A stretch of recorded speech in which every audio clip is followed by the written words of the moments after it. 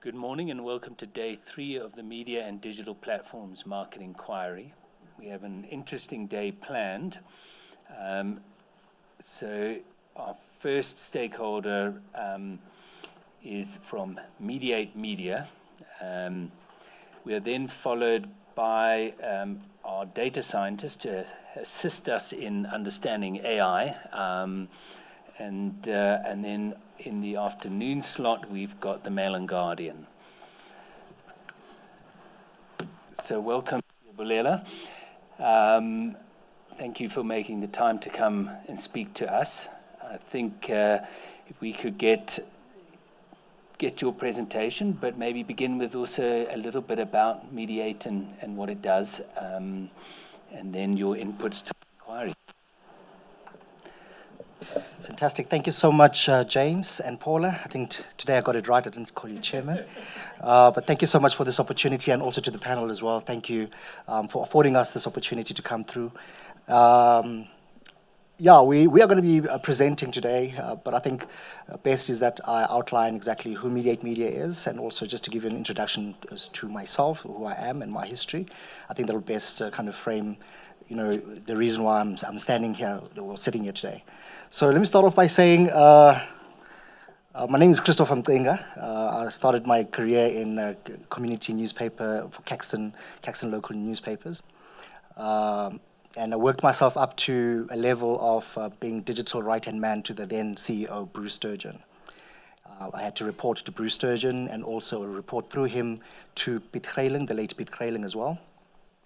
During my tenure at Caxton, I had the great opportunity to visit the UK during the time where they started realizing that there was a decline in advertising revenue on the print, ROP and inserts for the newspapers of the Caxton Group. So they sent us to the UK to find some kind of solutions and to see other media organizations in London and other parts of the UK. So I visited publications, or rather institutions like Johnson Press, which is almost like a carbon copy of what Caxton is here in South Africa, and also Local World, which is also a community newspaper-based organization with a lot of small newspapers for the different suburbia in those areas.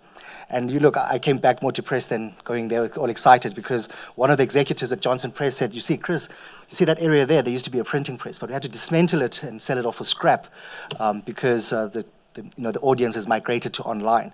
But we learned a lot of things when we were there at Johnson Press, and we actually came back into the Caxton Group and initiated the actual digitization drive of their print products. At the time, I'm not quite sure of the figure. I think it was more or less about 120 print editions or print publications across the country, of which we then managed through a team. And it's interesting that MoneyWeb was actually here yesterday, because they also played a vital part in that digitization drive, because we used to sometimes park at the MoneyWeb offices and come up with strategies of how we're going to be able to deploy the digital transformation of print media for Caxton. So through a team, we managed to, out of those 120, I think we managed to get about 70 plus of those print editions to have digital presence, to have news websites. At the time, we launched something called Look Local, and then eventually through a consultant called Gregor Waller, we managed to kind of move that strategy from having Look Local news sites to having title sites, with the title of the newspaper. I then subsequently was redeployed, if I can call it that, to the capital city here in Pretoria to look after a company called Capital Media.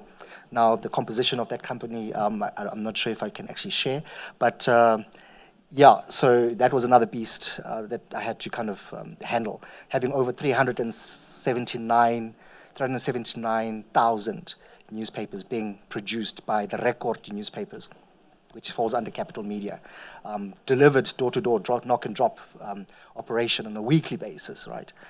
So there was about, I think, nine titles that I had to look after.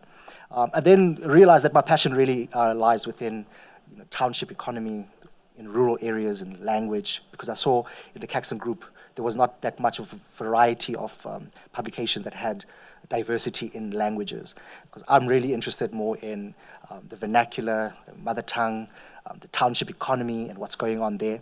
And even during my time at Capital Media and Caxton, I started realizing that a lot of advertisers at the time as well were not supporting the township-based newspapers. So that for me was a conundrum, saying, well, there's buying power in those communities. And at the time, I think there was this concept coined during that time when I was in that space called black diamonds, and and so on. So yeah, I decided, look, let me rather branch out and start my own thing, and let's see what I can do, because my passion really lies in township, in rural areas, and development as well, entrepreneurs. So that's when we established Mediate Media. We registered Mediate Media, I think it's 2018. So it's a fairly new business, but I think I don't want to call ourselves a small business. I will call myself a growing business, because we're in a sector, or we're in an industry that I still feel it has got fertile ground, not only just from digital opportunities, but also from the print perspective as well, despite it being so expensive. So that was my kind of, thinking when it came to when we established Mediate Media. Now, Mediate Media is a media company. One of the divisions within our company is the publishing division. So we service independent community newspapers from all corners of the country. We are also publishers of our own product as well. Now, for the sake of this presentation, I just want to share a couple of disclaimers before I go into Mediate Media. I won't be mentioning any of our clients' names nor publications, because, I mean, we're still scared of the big tech. You don't want to be victimized. Just an antidote here as well. Having submitted on Monday through the entourage of SANEF, yesterday Facebook went down, so I had a lot of people calling me and say, Chris, what have you done? So for a moment there, I really felt powerful. I really did. I honestly, for literally 10 seconds, I felt like Mark and Elon, and it got me thinking as well, to say, I'm just getting these kind of inboxes. People are DMing me. Imagine how much power they actually have on a day-to-day basis, waking up knowing that they actually have the communities at the palm of their hands. And for me, just that little moment, I felt like David, having slain Goliath. So yeah, let me go back to Mediate Media. Mediate Media has a publishing division which looks after community independent publications. We render services such as digitization of those products, understanding that those products or those publishers come from areas where there's a skills shortage to do what we can do as Mediate Media. So we get a lot of inquiries, or rather requests for quotes, to help them with digital strategies, not just building a website, but also having a social media platform, having a marketing strategy, etc. We also do the general, call it, services of those publications, like print, layout, and design of adverts, etc. So this is also part of the publishing side. As Mediate Media, we also have our own 100% owned publications within our own stable. Now, that is 100% owned by Mediate Media. And then recently, last year, we embarked on a strategy of trying to help the smaller publications that are kind of closing shop. Because they would say, Chris, we're not printing, but we want a website. We'd quote them, then they say, we can't afford it. They would say, well, if you can't afford it, it's a bit difficult. So what we decided to do then, we decided to just leverage our services for equity share of their businesses, so just a little 10% here, so that they can actually have access to our expertise, and we can build them websites, we can give them hosting, we can give them the domains as well for a little bit of an equity share. So I know it sounds like an ambitious approach, but I do strongly feel that we look up to people like Med8, we look up to people like Terry Moorman, etc. At the end of the day, we also want to become media owners in South Africa and play a big role. And also the reason why we embarked on that kind of strategy is that we also realize there's bigger opportunities for those smaller community newspapers if they are represented by a central media company. From a fundraising perspective, if we're going after philanthropic kind of funds, it will be easier to actually get them if we say we have 30 newspapers under our stable, as opposed to each one of them going and looking for individual money. And also from whatever the outcomes of these commissions are, or whatever other opportunities that might come through, it's best to be actually to use a company like Mediate Media to be able to channel those opportunities to to those publications because we have a vested interest in their operation. Now, the second set of clients that we have is a bigger organizations. South African National Editors Forum is one of our clients. We are currently driving their community media digitization drive, which is pretty much what we do as Mediate Media as well. But with SANEF, they have also introduced community radio and community television. So we don't just build websites for these publishers. We also kind of deep dive into their business and look at kind of barriers that they are facing and try to find solutions for those. Some might, for example, we've got 15 partners right now which are in the actual project for SANEF, and it's going fairly well, and all of them have got different challenges. Some want to establish podcasting from a newspaper, print newspaper, wanting to establish a podcasting station, and we're helping them with those kind of things. And and other clients that we have is like Association of Independent Publishers, also one of our clients, and also the Foundation for Human Rights is also one of our clients, especially a project by the Foundation for Human Rights. It's called Masibambisane, which deals with GBV, it deals with kind of area-specific initiatives around gender-based violence, etc. So that's one of our clients as well as Mediate Media. And I think I've mentioned pretty much quite a lot, and I have not even moved on the slides. So I'm excited. I'm going to bring a different energy to this inquiry. And also, I want to state as well that I'll be speaking the most simplest of language, because in the past 2 days, I've heard a lot of jargon. I've heard a lot of kind of industry-specific concepts that can be complex for people that are actually affected by what we are here for. So by all means, I'll be speaking the layman's term. I'll be shooting from the heart. We do not have any legal representation when it comes to our presentation. This is really about reflecting on our clients' needs, and and I think that's also very, very important to note. So this slide I've kind of unpacked it thoroughly, and especially that italics part at the bottom there about a percentage ownership of smaller community newspapers. We don't want to see news deserts in South Africa, and we also believe that, especially in the rural areas and the townships, there's still opportunities to establish newspapers, to establish credible newspapers in those communities. If suburbia is able to do it, why can't a small division or Diepkloof have its own newspaper, as an example? So that's where the passion comes in. And also, I'd like to state that one of the 100% owned Mediate Media publications focuses on developing journalism as well. So we have MOUs with a university with regards to allowing their final year students that come out of university to do their work integrated learning with us. We do not get any kind of funding from CETAs because it's very difficult to get that kind of funding. But we are actually leveraging as a company to say, look, we're giving back, and we want to make sure that the people coming out of the journalism faculty have got opportunities. And because obviously, as we all know, there's a massive decline in number of editions that are available out there for obvious reasons, which is advertising and also just the migration of audiences. But we do believe that as well, that there's a need to have these students practice journalism, and that if they are entrepreneurs, to aspire to having their own platforms, whether it's online or whether it's print. So one of our publications fosters that. We mentor the guys, we give them the guidance, and also we recently, we were able to actually absorb one of them into our team as well as editorial administrator. So there we go. I think, let me move on to the side. So who do we represent? We represent us as Mediate Media, as we are publishers as well, and also our clients. And I've unpacked our clients, small community media, independently owned companies and newspapers. And some of them have got I wanted to paint a picture of who they look like and what's the composition of their business, so that it's clear.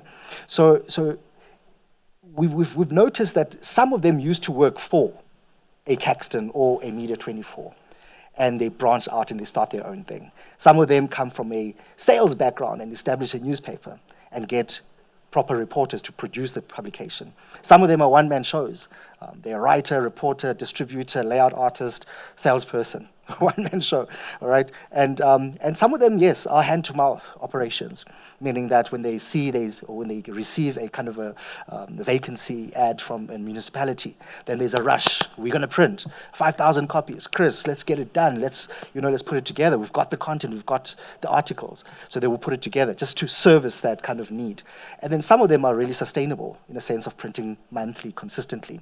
And also another thing that's very unique about Mediate Media is that we can see the wins from various smaller publications. So whatever win from one publication, we can then also kind of share with the other one to say, look, they've established a good relationship with the municipality, and this is the angle that they use. Therefore, you should try and do the same. And also show them your publication, to see this is the kind of advertising that they're placing in the printed newspaper. But had Mediate Media not existed, they will be still working in silos and only believing within what is in the environment, and probably news deserts being established there. And then also we partially own some of the publications, and also our clients like South African National Editors Forum. We are driving the digitization drive. So that's pretty much what this slide is talking about. So we are submitting three items, and a very basic 3 items, and we decided as a team that we don't want to go and touch on too many things like Facebook and TikTok, and let's just focus on Google. Let's focus on something, because we know our colleagues, our big brothers and cousins, other media companies will probably do a more comprehensive job in sharing their experiences. And also, before I start talking about what we are submitting here, is that I strongly believe that we, as the community media space in South Africa, and I'm speaking on behalf of our clients, and by no means am I saying all the other people are the same. I believe that we are at the right place at the right time, that we're having these conversations now rather than later, rather than not have these conversations and looking back and say, we wish we could have had these conversations. So we come in good faith, and we want to welcome the opportunity of just being in the room with big tech, not even, let alone having a seat at the table, just being in the room and having a comment or a cough here and there to say, oh, hold on, don't forget, we are here. So having this opportunity pretty much is it's massive for us. It's a massive marketing opportunity as well for Mediate Media and all the other media companies out there that want our services. Please feel free to contact us. All right. So the first one is really the discrimination against indigenous language news sites.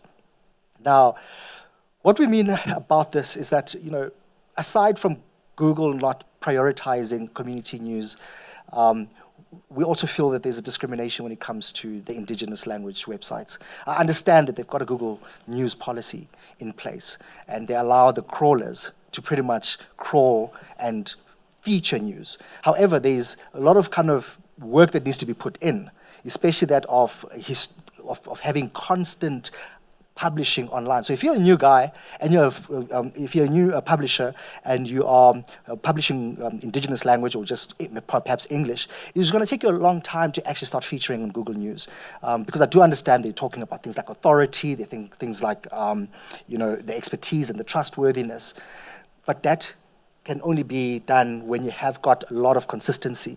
Now, remember, I painted a picture that these publishers, some of them are one-man shows. So I recall having to apply some kind of change management, strategies in the newsrooms for the Caxton Group to say, look, guys, you used to be just writing things down. When you're out on a scene and a story, try and tweet as well, try and Facebook, and try and ask for people what they're thinking of the strike, whatever the case is, and try to develop that story. And yes, you can go back to the office and write a comprehensive article about it, but know that it's a living thing. And don't forget to take photo and maybe a video here and there. So now you're kind of having but now imagine this for an independent newspaper owner who has to do all of those things and also upload his own articles online and tweet and Facebook, etc. So it becomes really tricky from a workflow perspective to kind of get them to publish all the time. So what we are doing with the digitization drive for SANEF is that we're saying, guys, set yourself targets. Know that you need to create an expectation from your clients that if they go to your website, at least there needs to be something fresh every single day. So, and news, if it's not happening, news, question Paula asked, what is news? make sure there's content, let me put it that way, whether it is soft fluff that is on the website, but also news, all right? Just make sure that there's something new on the website all the time. So going back onto this discrimination, and I'm using a very strong word there, discrimination, I do feel that it feels like we are being discriminated against, especially on the basis of indigenous languages. And those sites as well, they serve as archives for language. They serve as archives and access to information for the children in the future. So if we are not even prioritized or discoverable online, it means that now that we can't print, our kids are not going to have any kind of properly written in indigenous language material. It means that we are going to be losing languages. It means, I recall growing up, I used to read the Sunday Times with my dad. I used to read that little magazine with Arthur, that cartoon thing in the middle. I don't know if they still have those, but I used to read, and I used to go to school, and they used to give us an assignment to go and read about a certain topic. At the time, I remember one very well of Bob, our late Bob in Zimbabwe during the time of the farms and etc. So that was for me very interesting because I was into politics, and I'm not there now because I'm too soft for that. So I used to have access to information through the Sunday Times. And it was written in English because I went to an English school. Now, I'm looking at it and saying, what about a guy sitting in Guyana who is going to a school that is taught in a vernacular language? And are they given assignments to go and read literature, or read content? And if they do, where do they find that information? Do they go to the library? Do they go to the school library? And so what I'm saying is that the community newspaper plays a vital role as well as reading material. So if it's not discoverable on Google, it means that we are actually going to be killing the language, which is coupled by culture as well, closely. And in essence, we are saying our languages, our indigenous languages, are not important.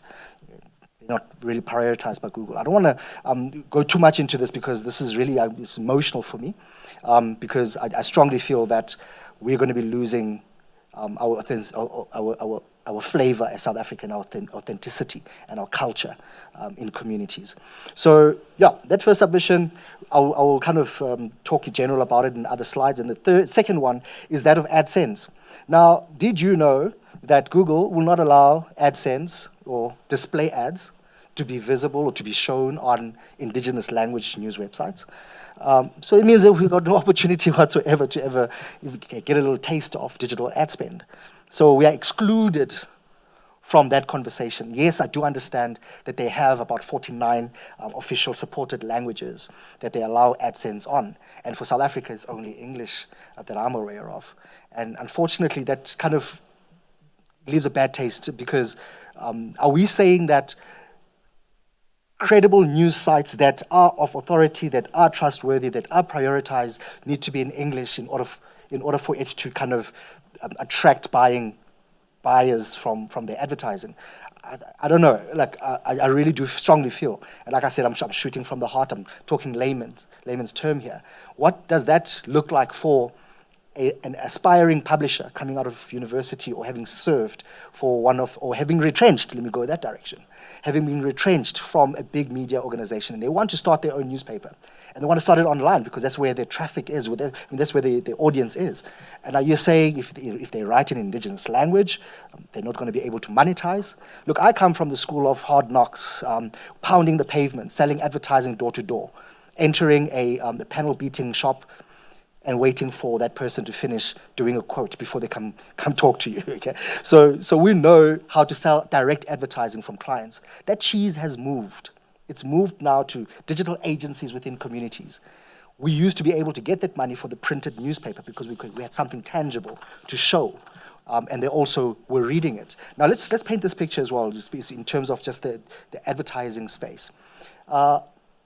If you look at some of the businesses, they're established by someone or started by someone, then that person becomes old, but that person used to grow up with newspapers. Now they hand it over to their children to handle the business. The children are more inclined to be on cell phones. So their advertising spend is going to shift towards to where they are, you see. So that's just a reality. That's just what it is.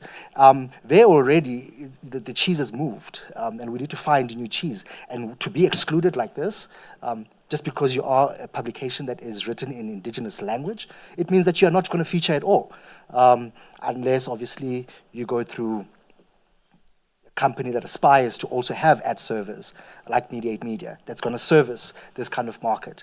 That's what we're aspiring to do as a media company. So AdSense not being featured by Google, it's for these languages, I feel it's discriminating. I understand maybe from a business perspective, it's impossible to hire more people, to vet all the content, etc., etc. Maybe it's going to be cost on their side, but surely there should be kind of leniency towards countries like South Africa when it comes to just the ad spend.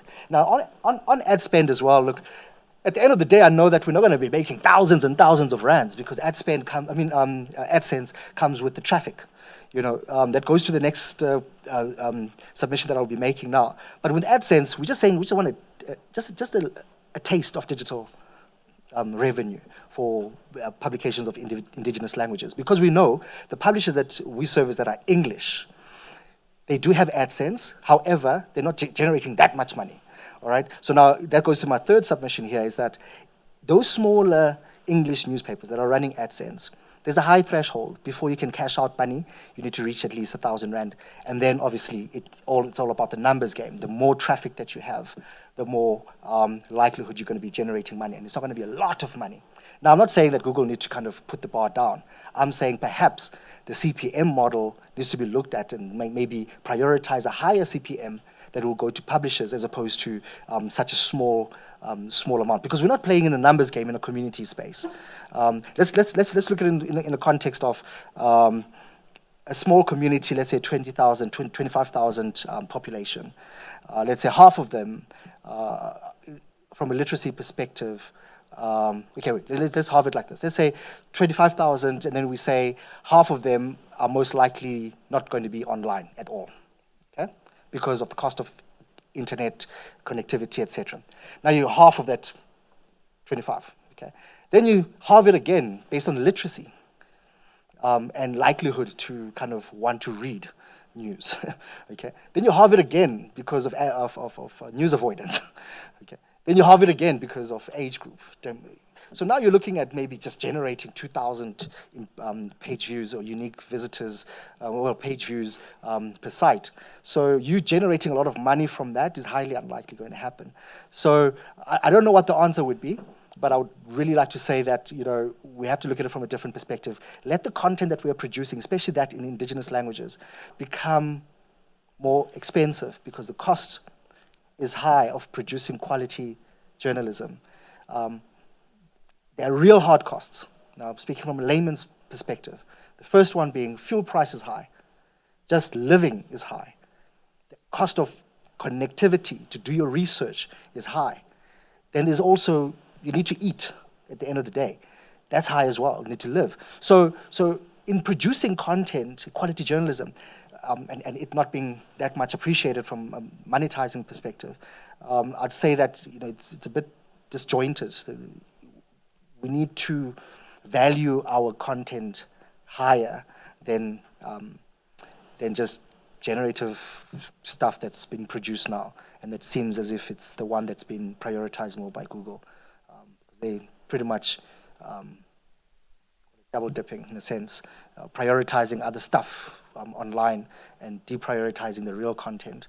So, yeah, I've spoken about these things in depth, and I actually got presentations on each one of them, but I don't want to, I'll just for the purposes of rehatching it, I'd like to say, look, Google does not appreciate indigenous language websites. It does not make it discoverable. They've got all the tech with devices that come automatically loaded with Google Chrome and Google Discover. Surely, geographically, with the pin, they could sense that that town should have a community newspaper and that news should be prioritized. I'm not a tech genius here, but I'm just saying from a simplistic point of view, if you are able to target me, surely you'll be able to target me with local news as well. Okay. So, so that's number one.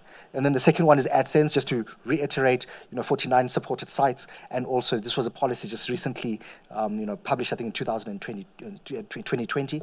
And obviously, like on that list, English is the only one.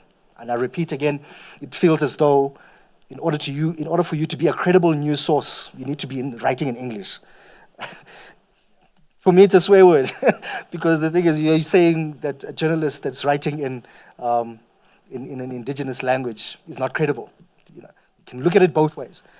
So that's what I'm submitting there, and then also on the AdSense side. So AdSense, just to break it down, look, this shifts regularly and it differs from country to country. Just to give our public publishers and also our clients an opportunity to understand this, you'd need to generate pretty much 10,000 impressions just to get that 1,000 rand. Now, 10,000 impressions for a community that, like I broke it down just now, is most likely going to be generating just 2,000, call it page views. And obviously, you can put more ads on that page to get those impressions, but it'll make your site look like a gambling site. Okay. So yeah, just to give you a better understanding of how we're thinking about this, and also just on this slide, I failed to mention this. Let's just value, especially indigenous language sites and publishers. Let's just value their content more, because they're preserving a language, they're preserving a culture, and they're also improving on the literacy of that particular community. And we should not be forced to eat English as being the only credible thing. So yeah, in conclusion, Google pretty much is saying to us, look, you're not important. Only English websites are important. We'll prioritize them. Secondly, Google is just saying, look, guys, you're too small. Indigenous languages. We don't even want to give you any AdSense money. You don't deserve it. That's how we feel. And thirdly, again, the bar's set high, and the likelihood of us actually generating any revenue online is very bleak. And I stand here also representing my clients through the SANEF digitization drive. It will be irresponsible of me not to actually have had an input into this, because we are trying to make sure that they are sustainable. We are trying to make sure that they do not die down. That is why we help them with the digital transformation of their traditional media. So that's pretty much me at the end of the day. I'm more than welcome to take any questions. And I hope as well, if there are any other questions that you asked in the previous days, that I can actually maybe give more simplistic answers to, for the sake of the people that we represent. Thank you. Absolutely, thank you very much, Chris. That was really a good start to the conversation. We've got a couple of questions. I mean, just to get a clearer understanding of the unique challenges that community media are facing in the digital world. Won't you tell us a little bit more about the SANEF digitalization project, what it is and why the project was started? Okay. Oh, I thought you were going to shoot a couple of questions there. I'm like, okay, I'll address all of them. Are there any other questions? Go one at a Sound like a time. politician now. All right, thank you so much, Paula, for that question. It's a very important question. And it's also a question that will help me market this initiative, as it's not a project that has got a bottomless funding. It's a project that's specific, and that is why we could only take 15 publishers onto this drive. We had over 68 applicants for this, and we could only choose the publications and also radio stations that we've chosen. So the composition of that 15, call it a cohort or call it beneficiaries of this project, is that they comprise of women-based magazine. They also comprise of community radio stations, which also, through ICASA and everything, they are live on air, but then we have to kind of apply other digitization mechanisms, like having them stream online through Iono FM, which was mentioned here the other day as well. So those are the kind of things that we are implementing with them. And then we tried to get some community television in, but the applicants that we got were not from community television. They were actually startups with YouTube channels, but they decided to apply. So we had a couple of those, but obviously for for the benefit of the project, we thought let's rather focus on the tangible kind of businesses like your newspaper, your magazine, your radio station, and if you had a community television, like Soweto TV as an example, if they had applied, we probably would have selected them because we want to see how they can actually also, participate in the digital space. So the drive itself, I cannot speak on behalf of SANEF as to why it was started, but I can assume that it is to counter the decline of credible news platforms or from a community newspaper perspective.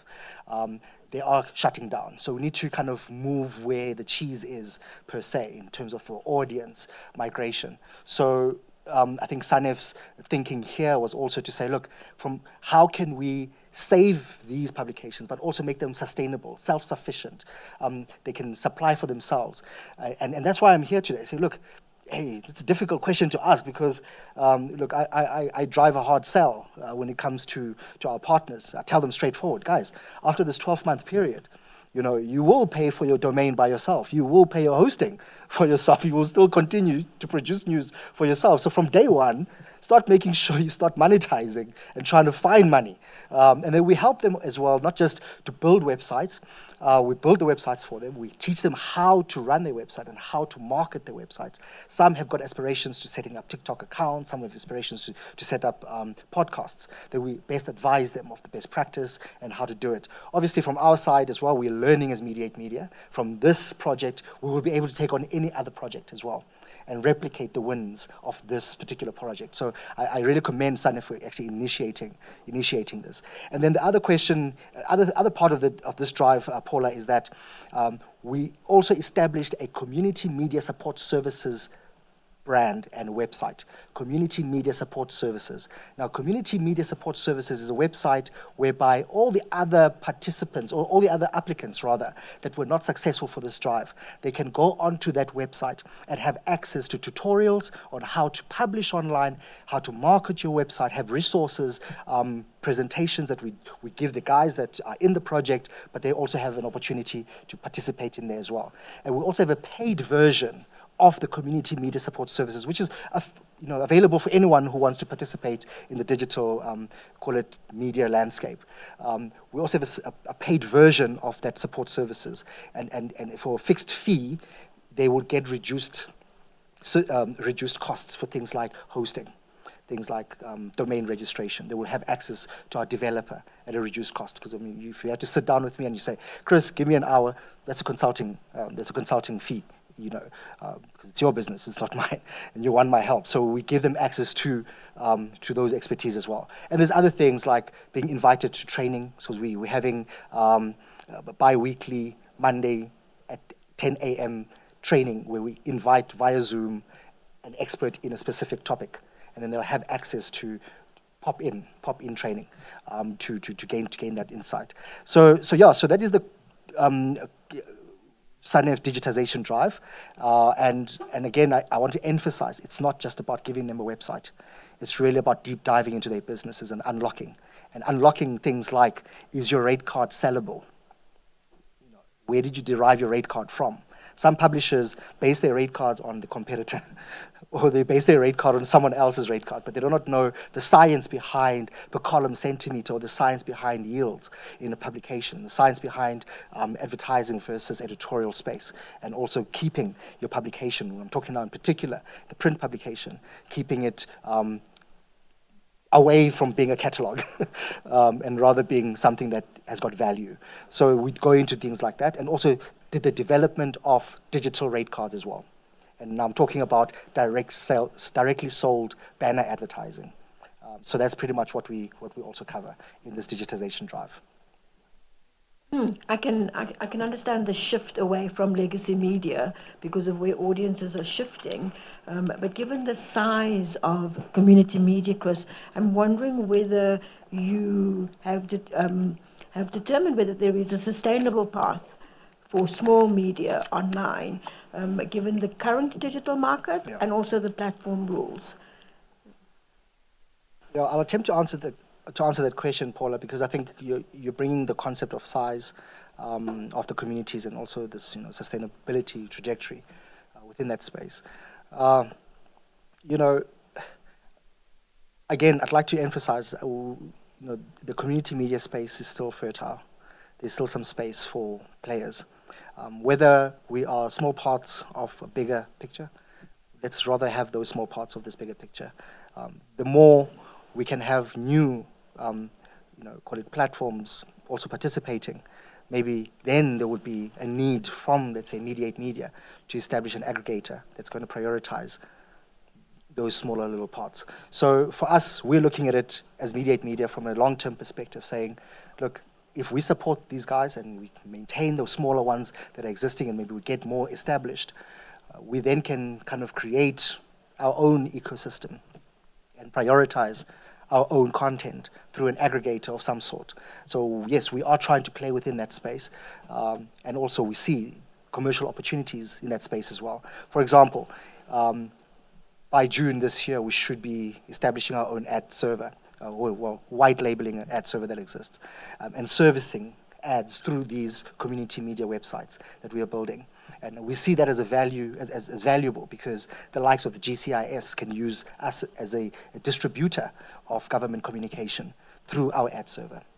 So that kind of, outlook is what we are looking at.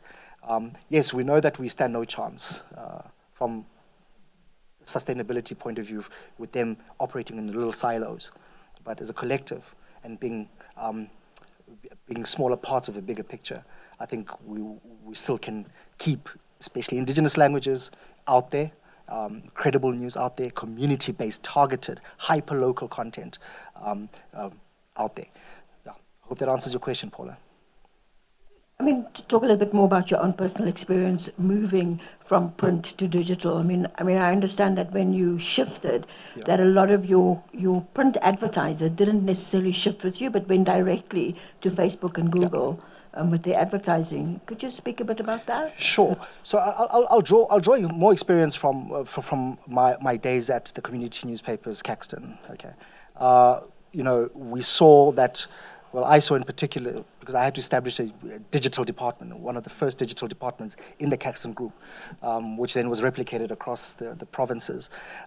Yes, there was a direct migration of traditional ad spend to going online. And it was not necessarily that the business owner will just whip up their credit card and do an ad campaign, but it was more so that they would use a local digital marketing company to do their advertising. So yes, we would had to, we at many times come across that kind of objection, saying, look, guys, I know how many people I'm getting if I put X amount of money.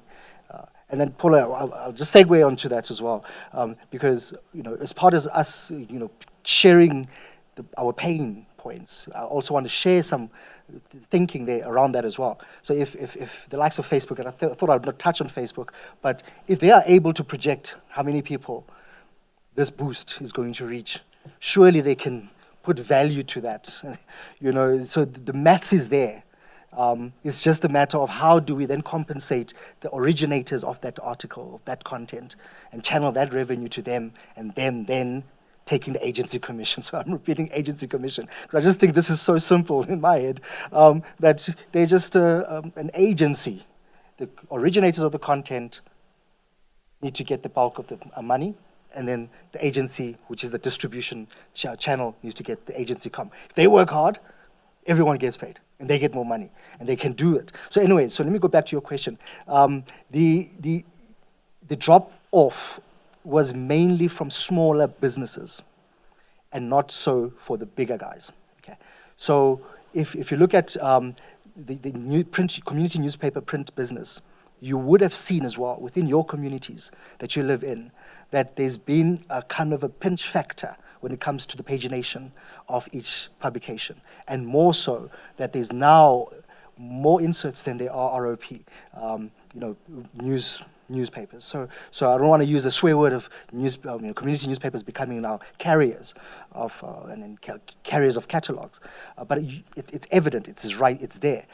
So the smaller guys who used to advertise and play a big role in bumping up the publication through features, specifically around Valentine's Day or Black Friday, they would be on ROP. Now that is migrated for the big guys to inserts, but for the small guys, it's migrated now to an ad agency, buying on their behalf and getting placed somewhere else. So the big guys still see the importance of keeping their or their soloist or the earpiece or keeping their front page ad. They know because they see the results. So even though the carrier itself is having more inserts, they know the people are going for inserts, but you will still have that newspaper in your house. Because I know that you wanted to focus on Google, but could you speak to how important the social media platforms are to small community and vernacular media, please? Sure. Particularly Facebook and WhatsApp? Yeah. Sure, Paula. I was steering away from Facebook because, I mean, you know, it's a love-hate relationship. You know, if I was a Facebook profile, I'd say it's complicated. You know, our relationship is really complicated. I feel entangled about this because, you know, we help the newspapers set up Facebook pages so that they can drive traffic to their website. We help them not only to set up their pages to drive traffic, but also to encourage engagement on Facebook, because that's where the people are. At the same time, we also encourage them, yes, Facebook, I will say this, we encourage them to also sell directly to your local car wash that, you know what, that poster, we'll place it on the website and we'll also place it on Facebook as well, and we'll pin it at X amount of money. So yes, we are deriving as well some small bits of revenue from placing those pamphlets on Facebook, even though it's against their policies somehow. So those are the kind of things that we do for the smaller community newspapers. So the relationship there it's a love-hate relationship. They derive majority of their traffic through the Facebook, and then we see also some of the publishers are starting, which is against our advice, they're starting to publish the whole article on Facebook and keeping the people there, saying, Chris, we're getting more likes. We can see directly that it's happening. So there's a little bit of education that needs to be had there as well. And also, we just recently started encouraging them to put their links in the comments below. Yeah, thanks. So the audience is on Facebook more than on the website? The audience is more on Facebook than the website. And also touching on WhatsApp, we've seen quite a bit of, you know, I said I won't mention a particular publisher, but there's one particular publisher that's doing it very well. So they're utilizing statuses as part of their marketing of the news. So yes, WhatsApp statuses also yield some traffic to go to the website, because once the people save your newspaper as a contact on your phone, you are going to see their statuses. So they are playing within that kind of attention economy there as well on WhatsApp. And then also on WhatsApp, they distribute e-editions. So there's a lot of publications that send through the print-ready copy to your printers to get printed, and then they create a more compressed version so that it can be shared amongst people via WhatsApp. So that's also something that we've seen work. But whether the people are actually, because I just look at it because it's art. I'm coming from, I've got ink in my veins, if I can call it that, but it's art. So on the mobile device, it's not really that reader friendly. But at least if the layout looks amazing, then you feature it in the newspaper. Whereas if you feature it on a Facebook post or on a website, it's there. It's not really seen. So yeah. Maybe I can just pick up on a couple of those themes. So we heard yesterday about the whole pay-for-news type arrangement, but would your relationship be less complicated with Facebook if you had more monetization opportunities on Facebook? Yes. I think in a relationship, James, you can't always be receiving. You also have to kind of give. So in this particular case, Facebook is receiving, and it's not giving.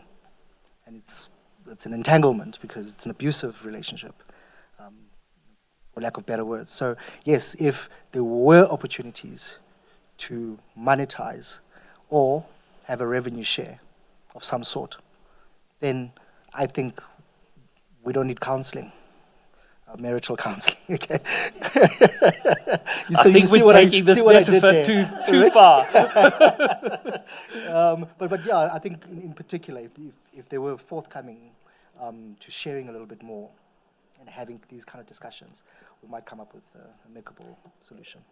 And given your experience, I mean, you know, they obviously have their business model, but coming from your side, Yeah. now you're in the room at least. Where do you think you could monetize more on Facebook that you're being stopped at the moment? Sure. As a publisher, because look, I'm wearing different hats, right? So I'm going to talk as a publisher, not as a media agency and a media. No, absolutely. As a publisher. So, look, monetizing opportunities would mean that, you know, especially for Facebook, would mean that if they could make it available, that they offer our clients as a publication an opportunity to work through us rather than to work through independent agencies. All right. So, for example, I just recently came back from, a couple of months back, from a sustainability conference, a sustainability in journalism conference in Nairobi, Kenya, at Aga Khan University. And the key takeouts out of that kind of discussion with all the other media in Africa was that we need to, as news organizations, as media organizations, we need to have an octopus approach when running our legacy business, meaning that we need to have multiple revenue streams coming through and not just from advertising. So, for example, if it's goods and services that you need to have as monetizing opportunities, then why don't you sell cups and T-shirts, whatever the case is? If it were to be a newspaper, but acting as an ad agency or marketing agency on behalf of your clients in order to retain them, why can't we just then kind of help boost their commercial opportunities, their adverts, you know, but as a newspaper? And kind of, you know, yes, we can do that now, but if Facebook can, you know, in a way, showcase that it's better to deal with your local newspaper for your advertising, as opposed to saying, give us a credit card number, you can reach so many people. So I believe that we can service our clients, our direct clients in the communities much better if Facebook can allow us to be the agencies and not just make it freely available for people to boost their own. I know it's very opportunistic of me, but I just want a little bit more hand-holding from Facebook in this relationship. Well, look, I don't want you to have an affair, but as we're going to go there, but it is interesting in looking at it. YouTube has a model where they have partners where if you're a partner, you can sell your advertising direct through them, which also means presumably you might be able to get more targeted and better cost per thousand. But so it may not be completely new. Yeah. I mean, relate to Paula's question on where's the audience. So one can look at where the revenue is and say, oh, the audience seems to be on Facebook or wherever. But you've raised the point, well, I'm battling to get visibility on Google. So you can read the statistic, you don't get much from Google because everyone's on Facebook or because you can't get much out of Google. So my question is, where is the actual audience? Are they on the web using Google? Are they on Facebook? So even if Google fixed this, I mean, is there a revenue stream there? And is there...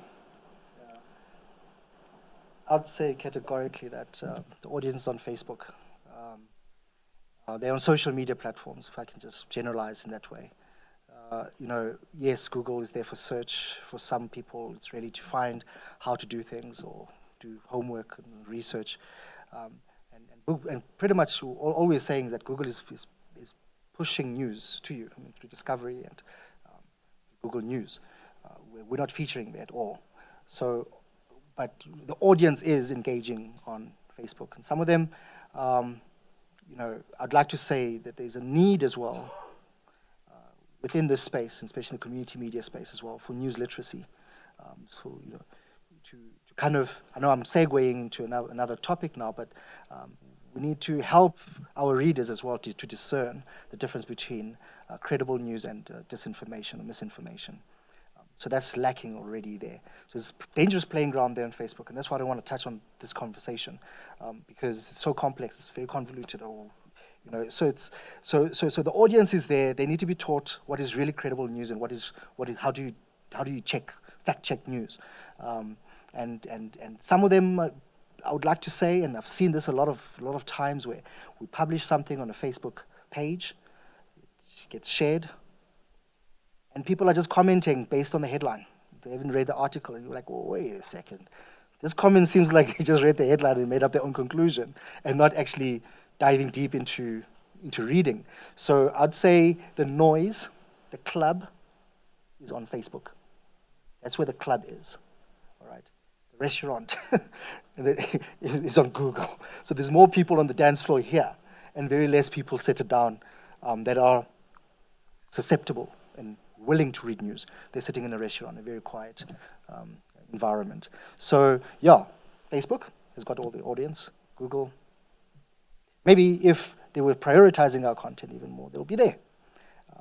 Maybe if they start, waking up per se. Sorry, my readers, not meaning that you are sleeping at all, but as general as society, if we start waking up and saying, look, guys, news is affecting your mental well-being, and that is why there's news avoidance as well in the picture.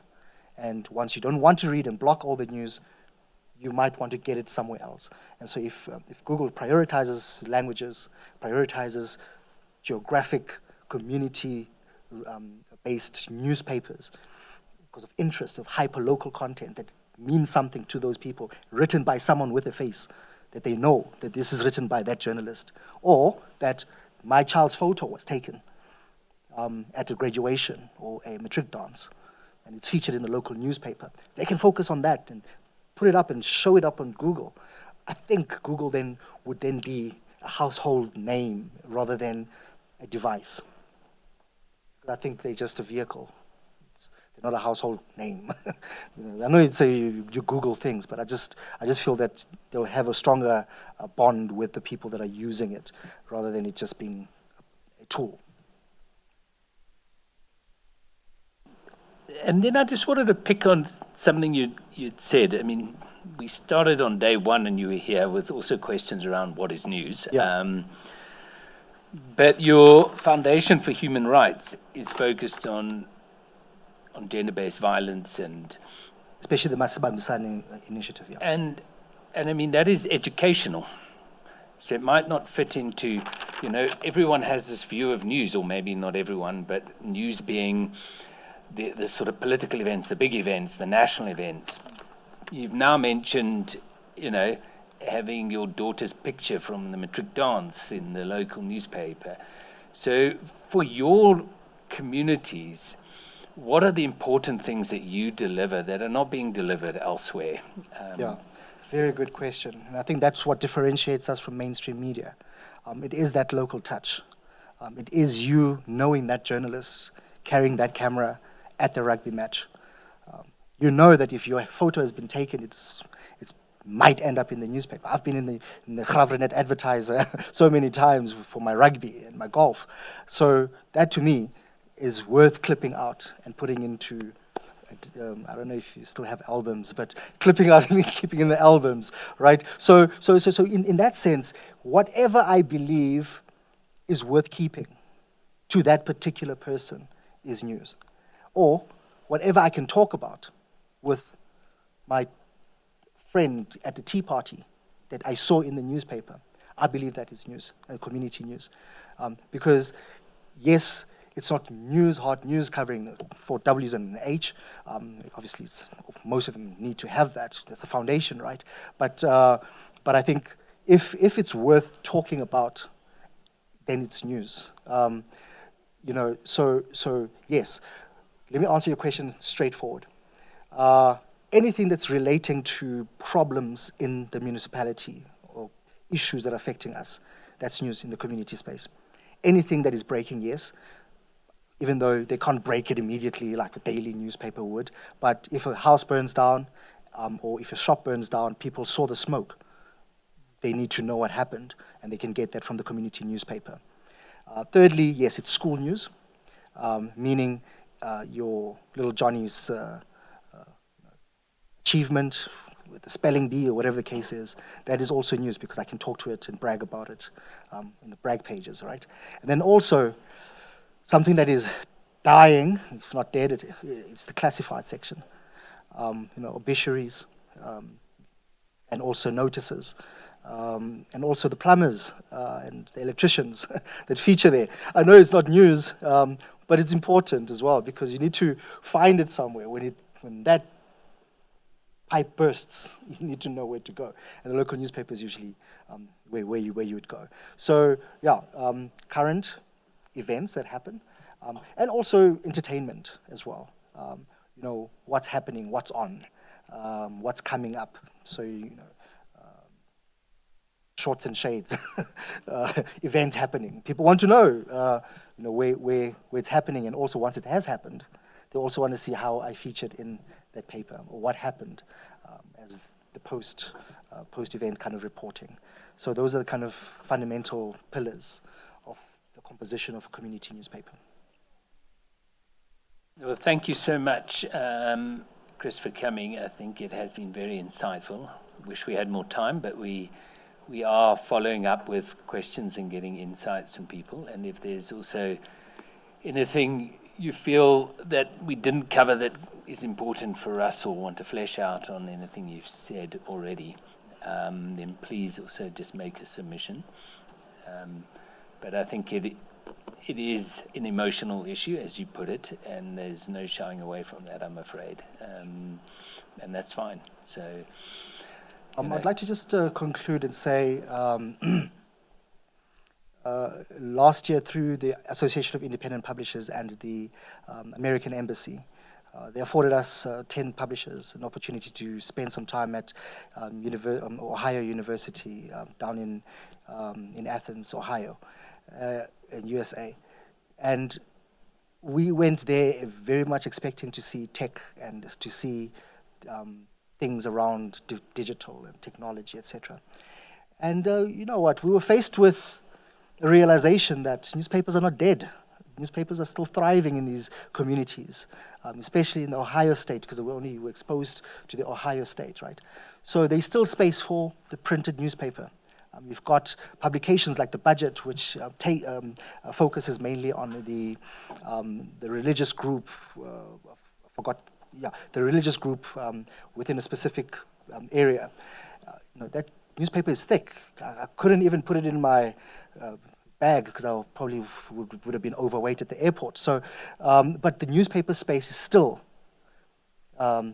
thriving in the United States, where we were exposed to. However, they do not neglect digital. It goes hand in hand. The other thing I'd like to state as well is that the advertising support from those communities is still there because of the involvement of that particular newspaper in the community. So they are part and parcel of being involved in a community event that's coming up. They are media sponsors in a community event. They are also part and parcel of solutions journalism as well.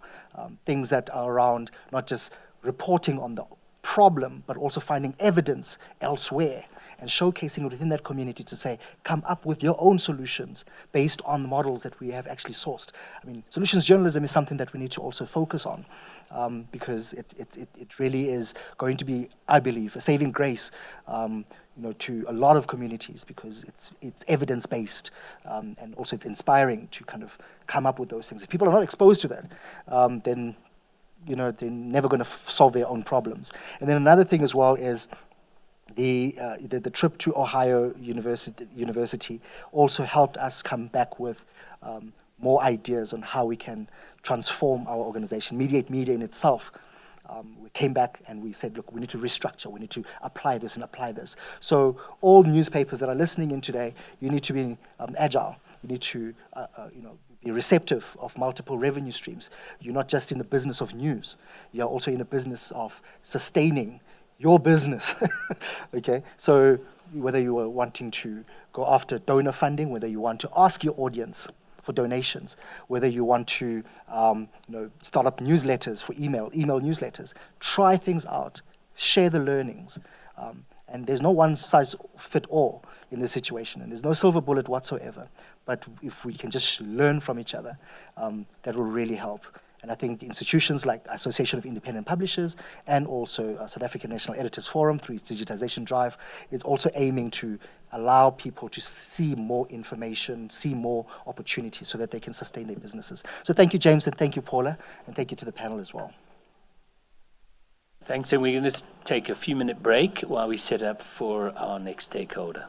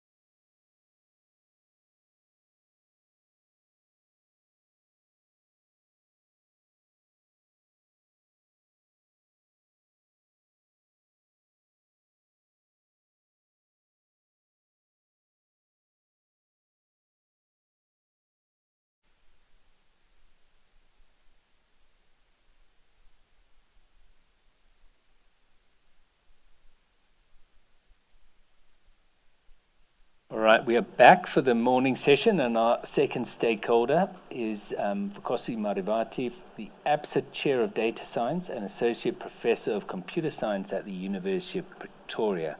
Welcome, Vukosi. Thanks for having me.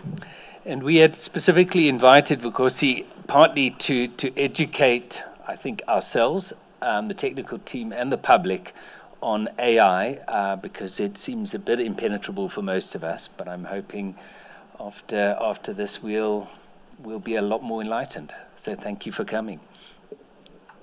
All right, thanks.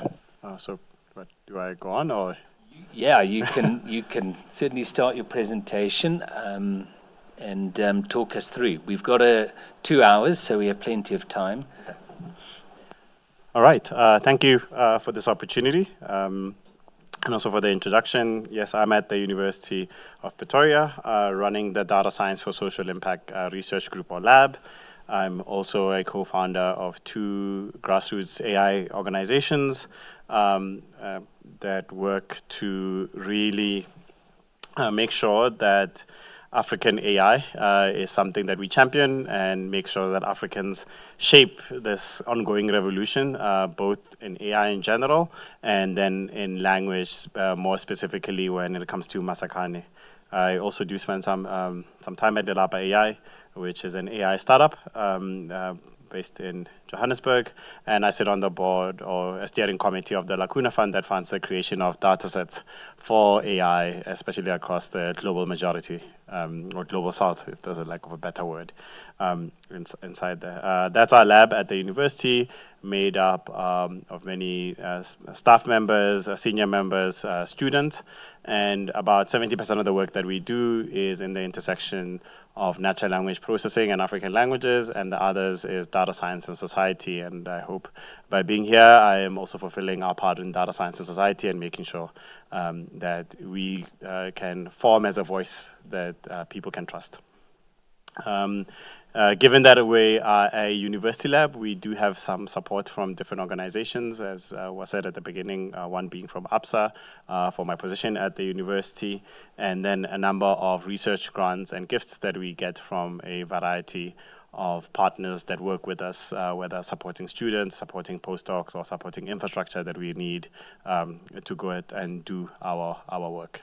But yet, I think to maybe say, given this, we do value our academic freedom within this and being able to do what we do more for the benefit of society in doing our research as opposed to sponsors or people.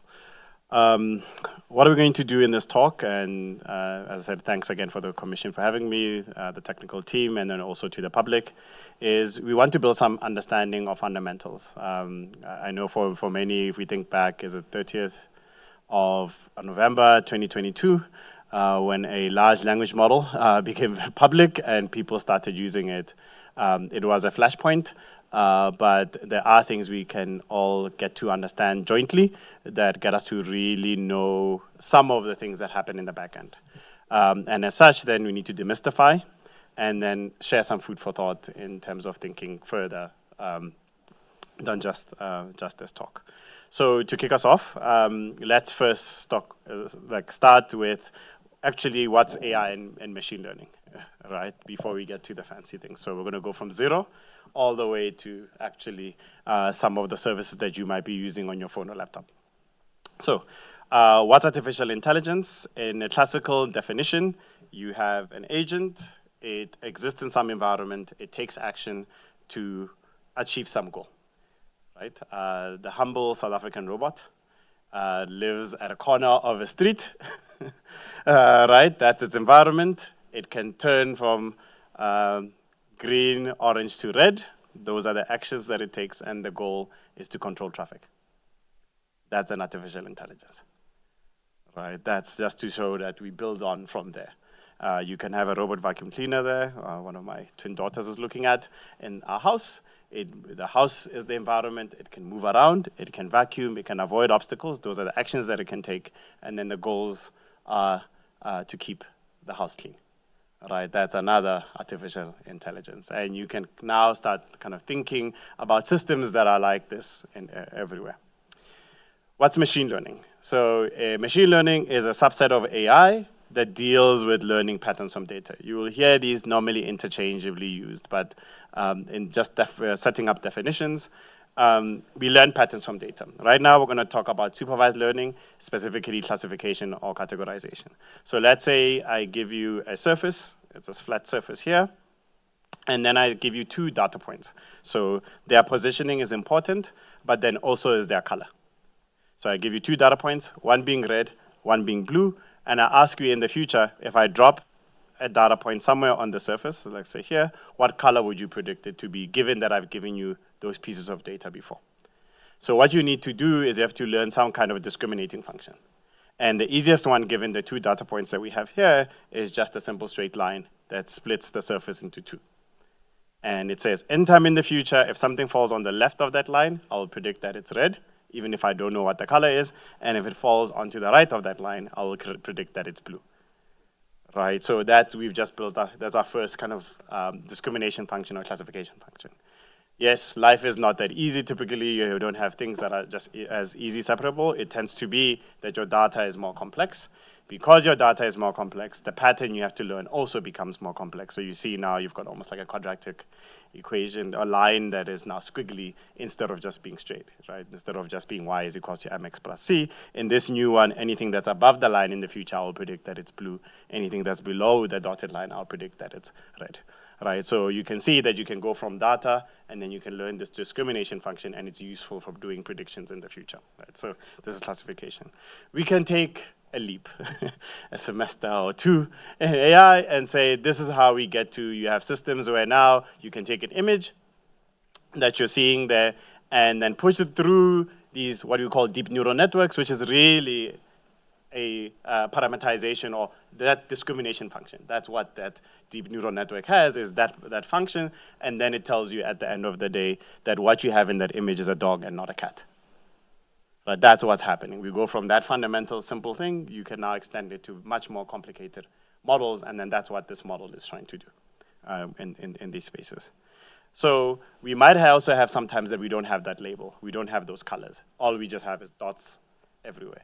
But we can look at those dots and then try to look at the shape and say, is there something we can read into those dots on the surface? And yes, this is what's called unsupervised learning, where you cluster, here we're trying to look for 3 clusters, and what we're doing is just changing those discrimination functions until the clusters seem like they're self-contained properly, right? So this is called unsupervised learning. Remember the first one was supervised because you're giving it the input, where the dot is, and the output, the color of the dot. Right, this one, you didn't give it any colors. You just have where the dots are, but you can learn some patterns in the data. Right, so these are 2 important points because we're going to use them as we build on when it comes to language. Why do we do machine learning? Without machine learning, you would have to come up with the recipe to find these things out. So in the example of a dog, you would say, if there's an image of a dog, that it would have some parts of it having pixels that add up to an ear. There might be a snout somewhere. There will be feet. And only if all of these things are within relative distance to each other, that is a dog. Right? That you would have to write down that program, that recipe to find that in your thing.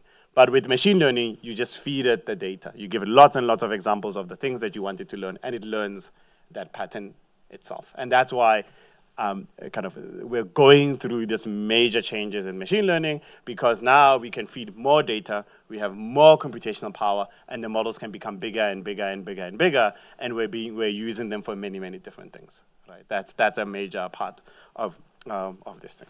So hopefully then with some of that foundation laid, we can then start thinking about where language fits in. So here we're going to go through natural language processing. We know these through some of the breakthroughs we've been using for decades, right? Whether for some, the first time was using a search engine, right, of typing something and getting an indication of where to find something on the internet, or a spam filter in your email system, right? What would have happened? It processed the text that was in the email and then said that this doesn't look like, this is just spam, and it should just go there, right? Something happened there, right? In these spaces, there's now virtual assistants, you have chatbots, more and more use, and then translation systems as an example that are on there. We tend to think about natural language processing in terms of tasks. So here as an example, you have an input like Dumelamba Holo, output being greetings or elders, and this is translation as a task. You might have, it was one of the worst days of the year, the output being negative. This then is called opinion mining or sentiment analysis. So you can see, just like when we started and we looked at supervised learning, we're always doing input-output. Something gets fed in, and there must be something that we want the machine to learn to put as an output. Who's the president of South Africa? Cyril Ramaphosa. Just for context for people who might watch this a few years from now, this is 2024. Before the elections in South Africa. This is question answering and comprehension. You have received the credit of whatever, output being suspicious, this might be spam detection, and here you get a paragraph and you have an output as being a sentence. This is something like summarization. So these are all these different tasks that before the advent of these large language models, these would have been, you would build specific machine learning models for each of them. But with large language models, you can kind of now do all of this almost in one model, and we're building towards that of how that happens, right? So to do that, just to get people comfortable that machines can process language, let's actually build something together that's very small. So how do we get machines to process language? What we need is these things called features, things that you can feed into the zeros and ones, right, inside. So one is that you can treat words as atomic features, right? So let's say we have a new language, and this language, just for kind of ease, we're going to just use English words here, but you could use anything else. We have a new language, it only has 5 words in it. Car, house, tree, drove past. Those are the words that are there. So one way is to use this thing called a vector. It's just a representation that allows you mathematically to express something, right? So we're going to express that the car is a vector where you have 1 followed by 4 zeros.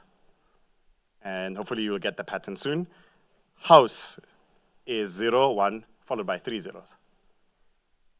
Tree is 0, 0, 1, 0, 0. Just like that, drove and passed. So just with a vector that is size 5, you can represent all 5 words. And now it's numbers as opposed to dealing with the words inside there. So now you could think and say, okay, how do I represent a sentence? One of the ways that you can do it is you can just say, oh, I can sum or add all of these vectors together, right? Depending on what words show up. So for car drove past tree house, it just becomes 1, 1, 1, 1, 1, 1, 1. Because each of those words show up inside the sentence. If a word shows up twice, you can put a 2. Right? If a word shows up 3, you'll put a 3 in the place where it's up, because you're just adding them together. The one thing to notice is we lose order. This representation, it doesn't tell you the sequence of the word. It just tells you that the word is in the sentence. Right? So you could have lots of different orders inside there. But it's actually it's still a useful representation. You will see in the next slide. You can try to deal with the order, and one of the things you can say is concatenate. So instead of adding, you just append. You add to the thing, and now it just becomes this 1, 0, 0, 0, just like that. You add it to each other, but you'll see there's this thing we say there's no free lunch. With this representation, it gives you order, but it becomes bigger. So to now write the sentence, you have an increase in the length of your representation. Right? So that is one thing. What can we do with the first representation where we lose the order? It's something we call term frequency. Remember I said if something shows up twice, you write 2 in there. Right? So because it's a frequency, you can think about document retrieval. So you have, let's say you have many documents. We call it a corpus. You have a search term queue. It's made up of these words, the thing that you're searching for. And you want to return documents that are relevant to queue.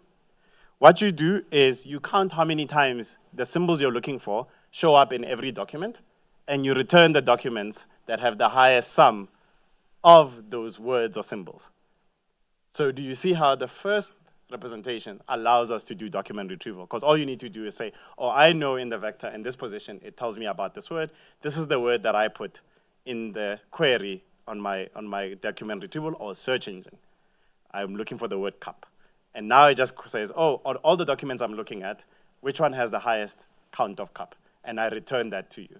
So these are the basic building blocks to a search engine, right? And that, what the corpus would be what we call an index of the search engine, right? There are different things that you will find inside here. So what we call this is a bag of words. We don't care about the order. It's almost like we just take the document, we shake it around, we take words, and we just count how many words we see for each of the documents. A symbol, a feature does not need to be a single word. It can be pairs, it can be triplets of these words, because maybe you might be looking for a phrase instead of just one word, those types of things. So there's ways to do this. Another thing is that you, in all languages, you have words like the, of, a, that are not really information as per your query, right? Those are not things that you want to focus on because they show up in all of the documents a lot. So what you might want to do, sorry, I just want to make sure, those you might want to de-emphasize them. And you have this thing called term frequency, inverse document frequency, where you change it, the equation, just to then multiply by, if a word shows up a lot across all the documents, it should just go close to 0. Is it me or?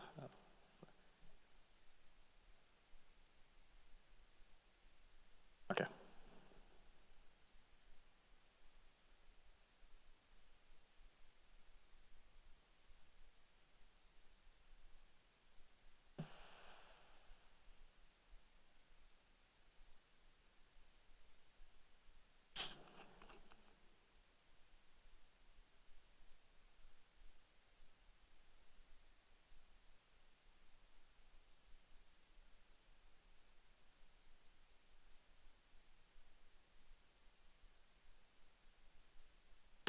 So it might be.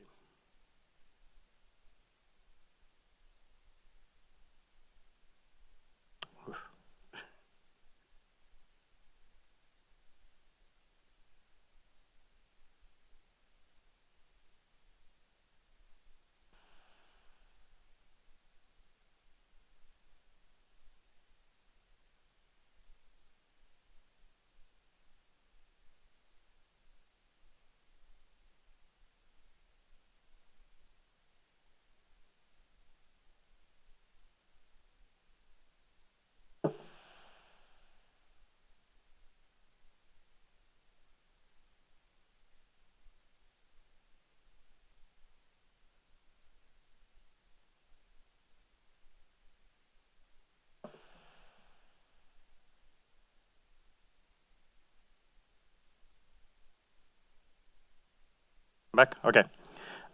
Yeah, so I was saying you can de-emphasize words that occur a lot because they're not really their information. So one way is just to remove them or by multiplying them just by the inverse, like 1 over how many times that word shows up, and then it becomes worth less.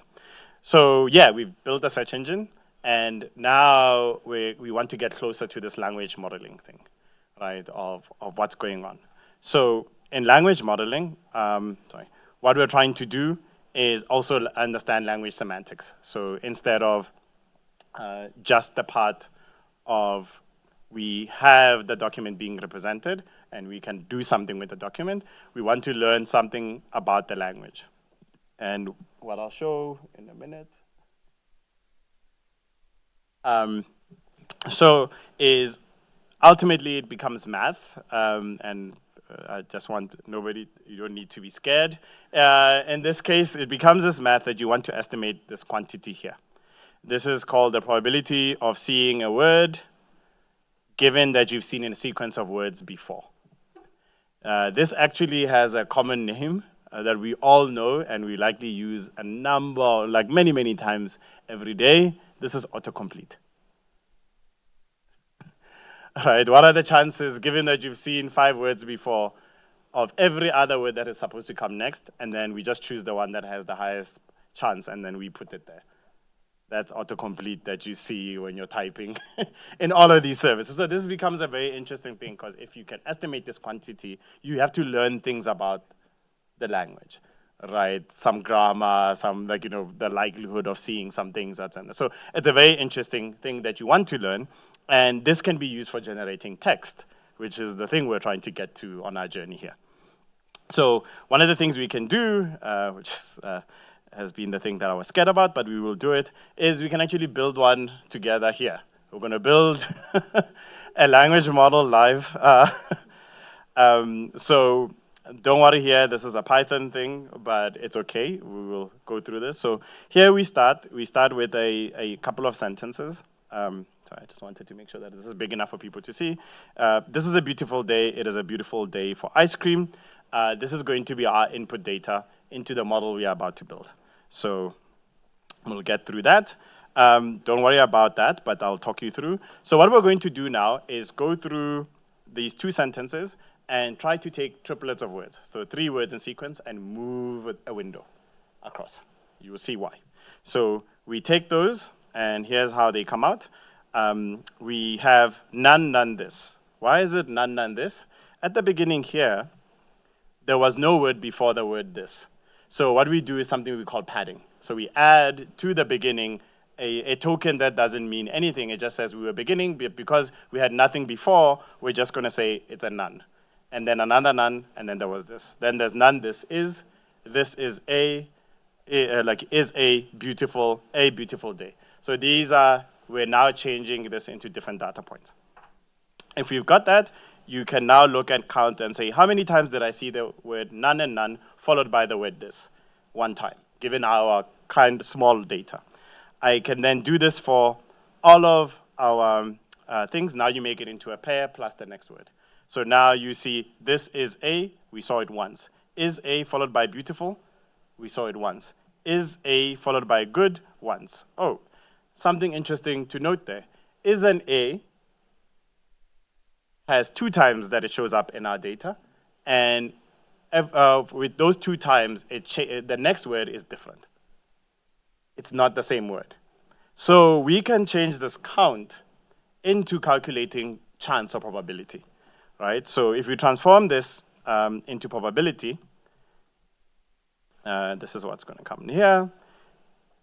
Is an A, given our small 2 sentences, has a 50% chance of being followed by beautiful, and is an A has another 50% chance by being followed by the word good. Right? This is something that's important for us because now we capture that and we know this from the data.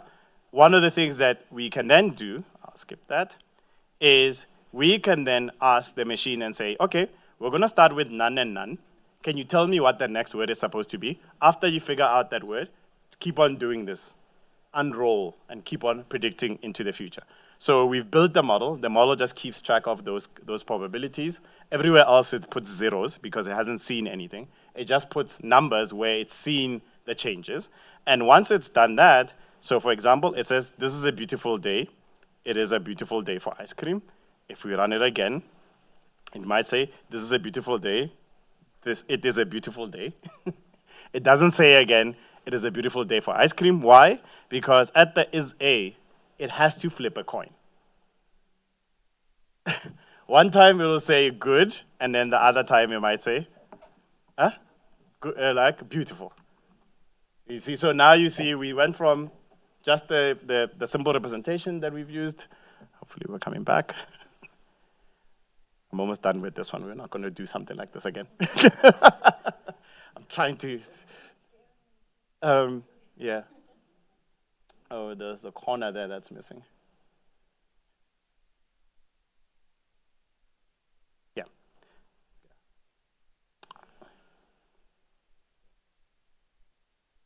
Other things come in. Okay. I can work with it if it's a it's a thing. Yeah, work with it. Okay. Yeah. So it's a beautiful day for ice cream. So if we keep on running this over and over, because there's that branching that happens, it will always, when it gets to is an A, have a choice to make. Right? Here's again, is a good day for ice cream. It doesn't go and say it is a beautiful day again. Right? So that's an important thing because we've learned that and now we can generate new text, almost like new text.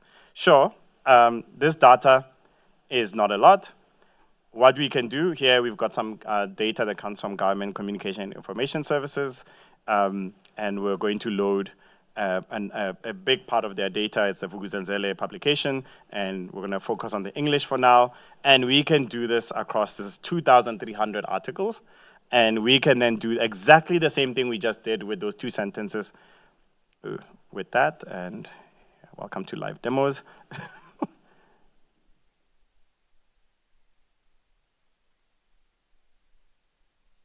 Hopefully there's no error again. Okay, great. And we can do the same thing. And now we can start again. We're going to start with none and none and ask it, given now it's gone through all these government documents, ask it to generate,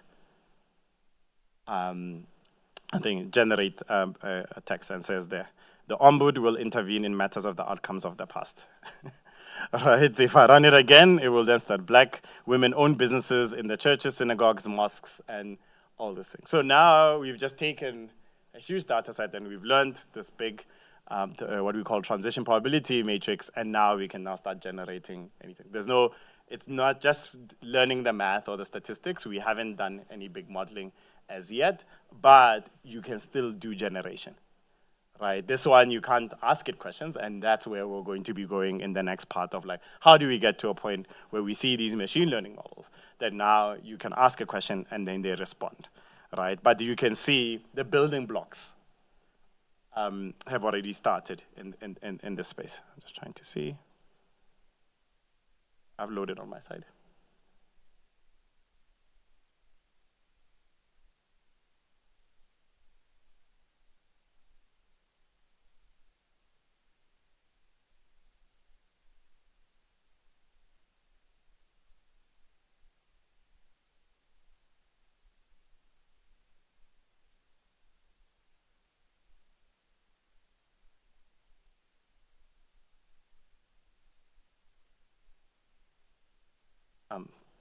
I'll talk through it as they fix that.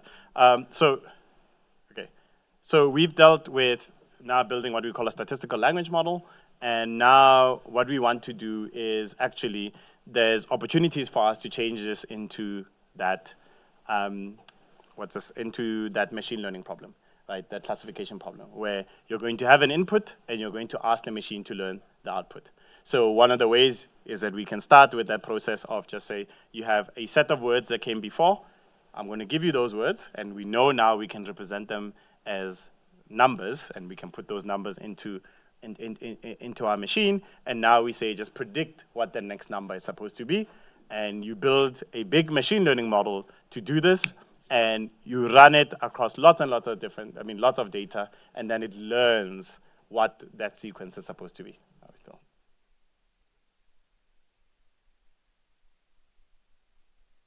Shall we take a few-minute break and just fix the technical side? I think let's do that.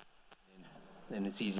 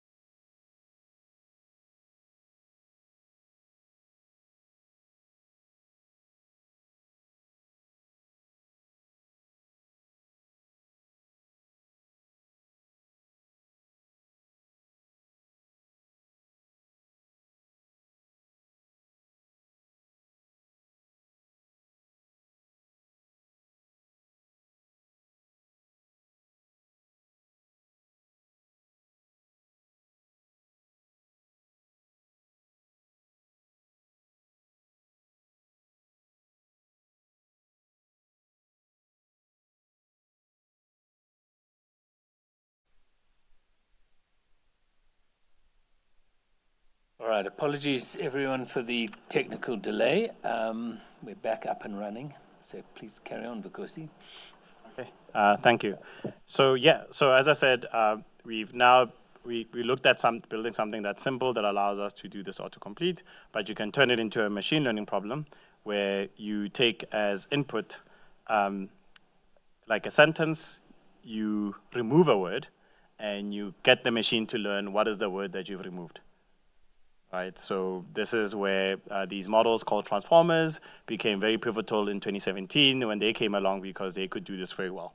And inside them, they could then capture some of the things we think, like, as grammar, as all these things that come from. It's a statistical learning. It learns what are the statistics of seeing a sequence, and if you remove a word, can it then predict what that word is? And that's where the machine learning part becomes important, right? So with these transformers, it allows us to scale this and then be able to also use parallelized programming to be able to do this very well. So what happens with this is that you have to do something called pre-training. So before we get to something like a ChatGPT, a Gemini, a Claude, or whatever, you need to first pre-train it with as much data as possible to learn this. It's called this task of filling in these missing words on there. So the first model was BERT that came from Google. And with BERT, you would take a corpus, a set of lots of books and Wikipedia in English, train this model, and now you've got this model that knows something about language, right? It's not everything, but it knows something about language.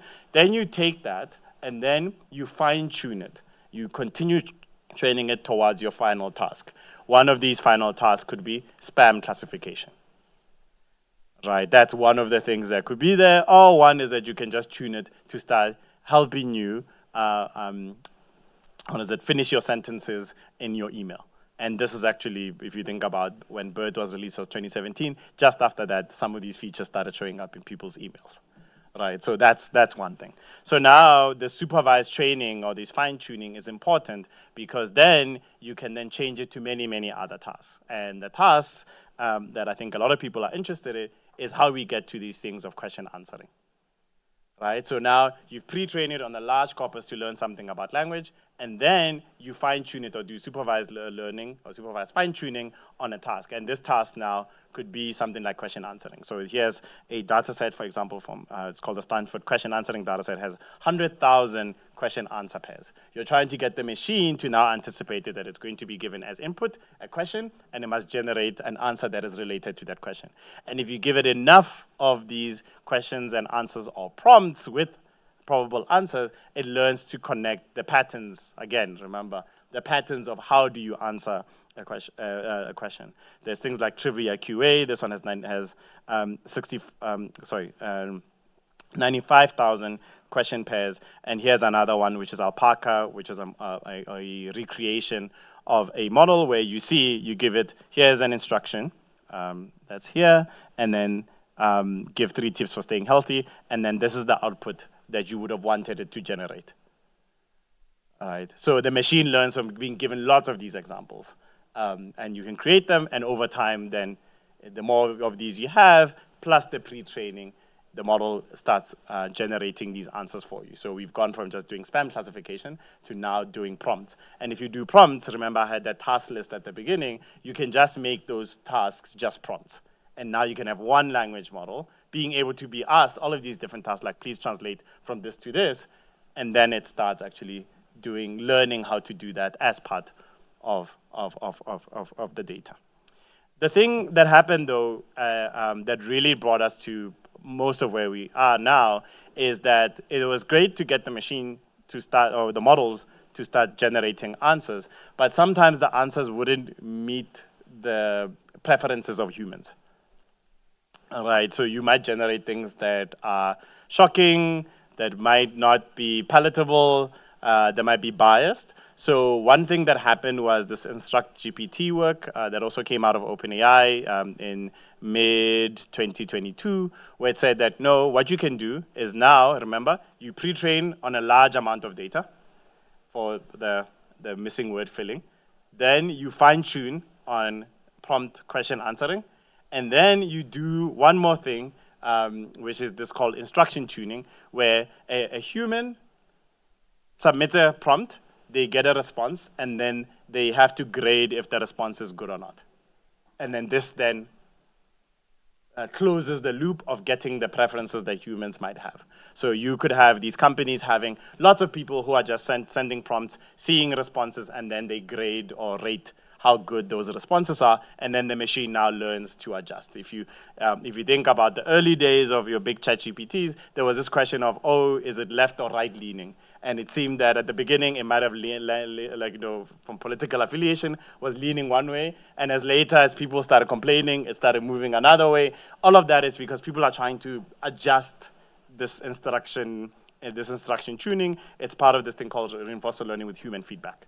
Right? You reinforce things so that it doesn't, do things that are off the rails. So you want to put some rails that it goes in. And this is also very important. And you see it in some of these models that they're generating. They'll either say, I can't really answer that in the way that you want.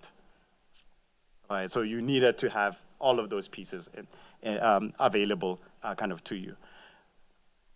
There are many language models. It is not just the ones that you think from the big tech companies. There are many of them. And because people are building them for very different things. There are ones that are completely open source. You can see the data that was used. You can see how the model actually gets trained. You can see how it gets fine-tuned, all those things, to other ones that are closed, where you can't see all of these things, but they're big. So GPT-4, the numbers there mean how many parameters you have to train or tweak.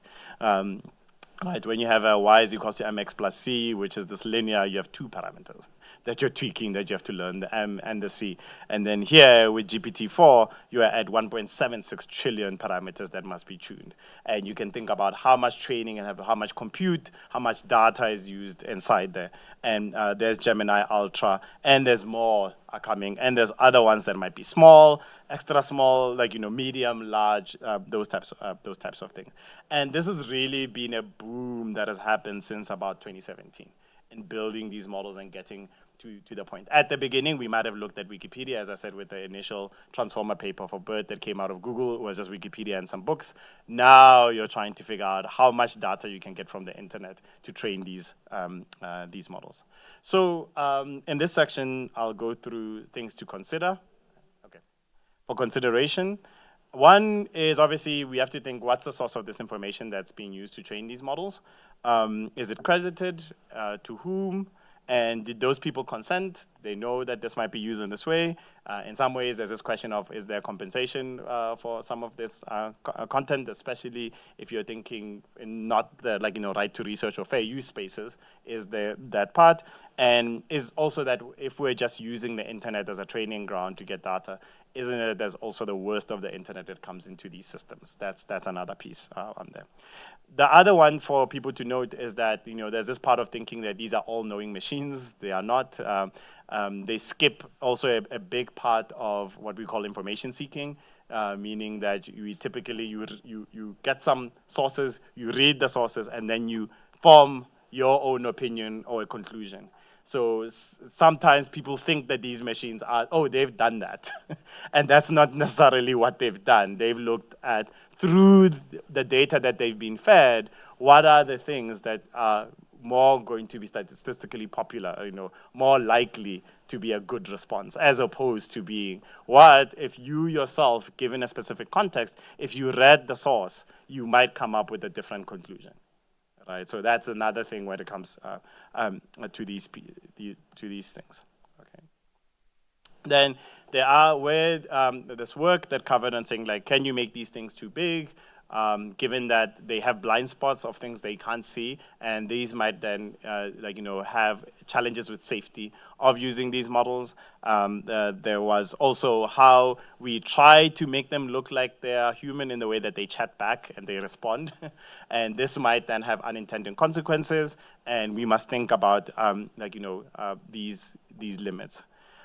The question then comes of where is the data that comes into machine learning in general, and a lot of it doesn't represent places like us where we're on the African continent. So this is just a visualization that shows for a specific time, we're looking at data sets that are used in machine learning research in general, not just in language, and you see that there's very little that is coming out of the African continent. And this can be very dangerous in that now if you're trying to provide context in building these models, if you don't have data, you could have responses that are not okay. And the other thing is we can think about this thing of, oh, it's AGI, they can chat about anything that I want, but there's all these other things that we don't see. Oh, am I off? Yeah. I don't know if it's me again. I'll speak to that one so we can move on. There's all these things that are at the bottom of the iceberg, just for context, or you see just the tree at the top, and you don't see that there's a whole root network under there, to be more contextual to being on the African continent and not talking about icebergs. But you don't see that there's all these other things that go behind the scenes of there might be challenges of workers who have to feed this information, who checks and make sure that there's content moderation, how do you filter the data so that you can clean it. All these things are not things that necessarily the public is thinking about when they use the system, right? But this work has to be done, right? Somebody has to do it.